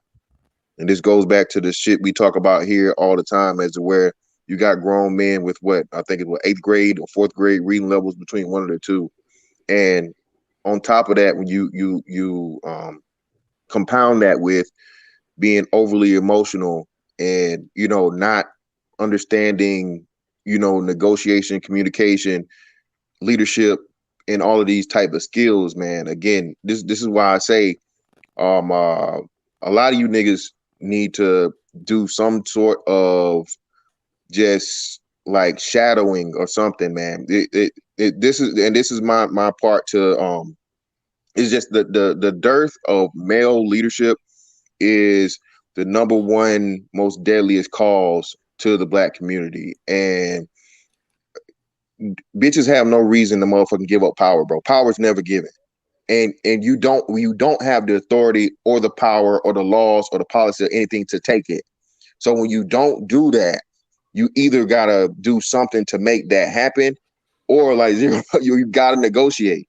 That's what I'm saying. And you don't have a choice but to negotiate, because then you go back to the anthropology thing of where nobody in the history of mankind has ever dated or made it out at a majority. And you're always going to have the majority of Black people or like people dealing with like people. So this is why niggas are in a never-ending fucking conundrum in catch-22, because you can't escape it. So this is why the Black Manosphere exists. And like Nick, like, bro, instead of us like, you know, trying to dick measure, bro, we really here trying to figure this shit out at the end of the day. All right. I'm sorry. We gotta close it right there. Anybody going on after Me, this? I will. Yeah. All right. All right. You got you should have had the link ready. We could have dropped it right in the chat. But wait, before you go, Bernard, real quick. I was not attacking SKC. Oh no, you attacked him. Come on, y'all beefing. Y'all full blown beefing. We're not beefing. I fucks with SKC heavy. I like all this shit. I watch all this shit. Yeah. So Zero victimizes me.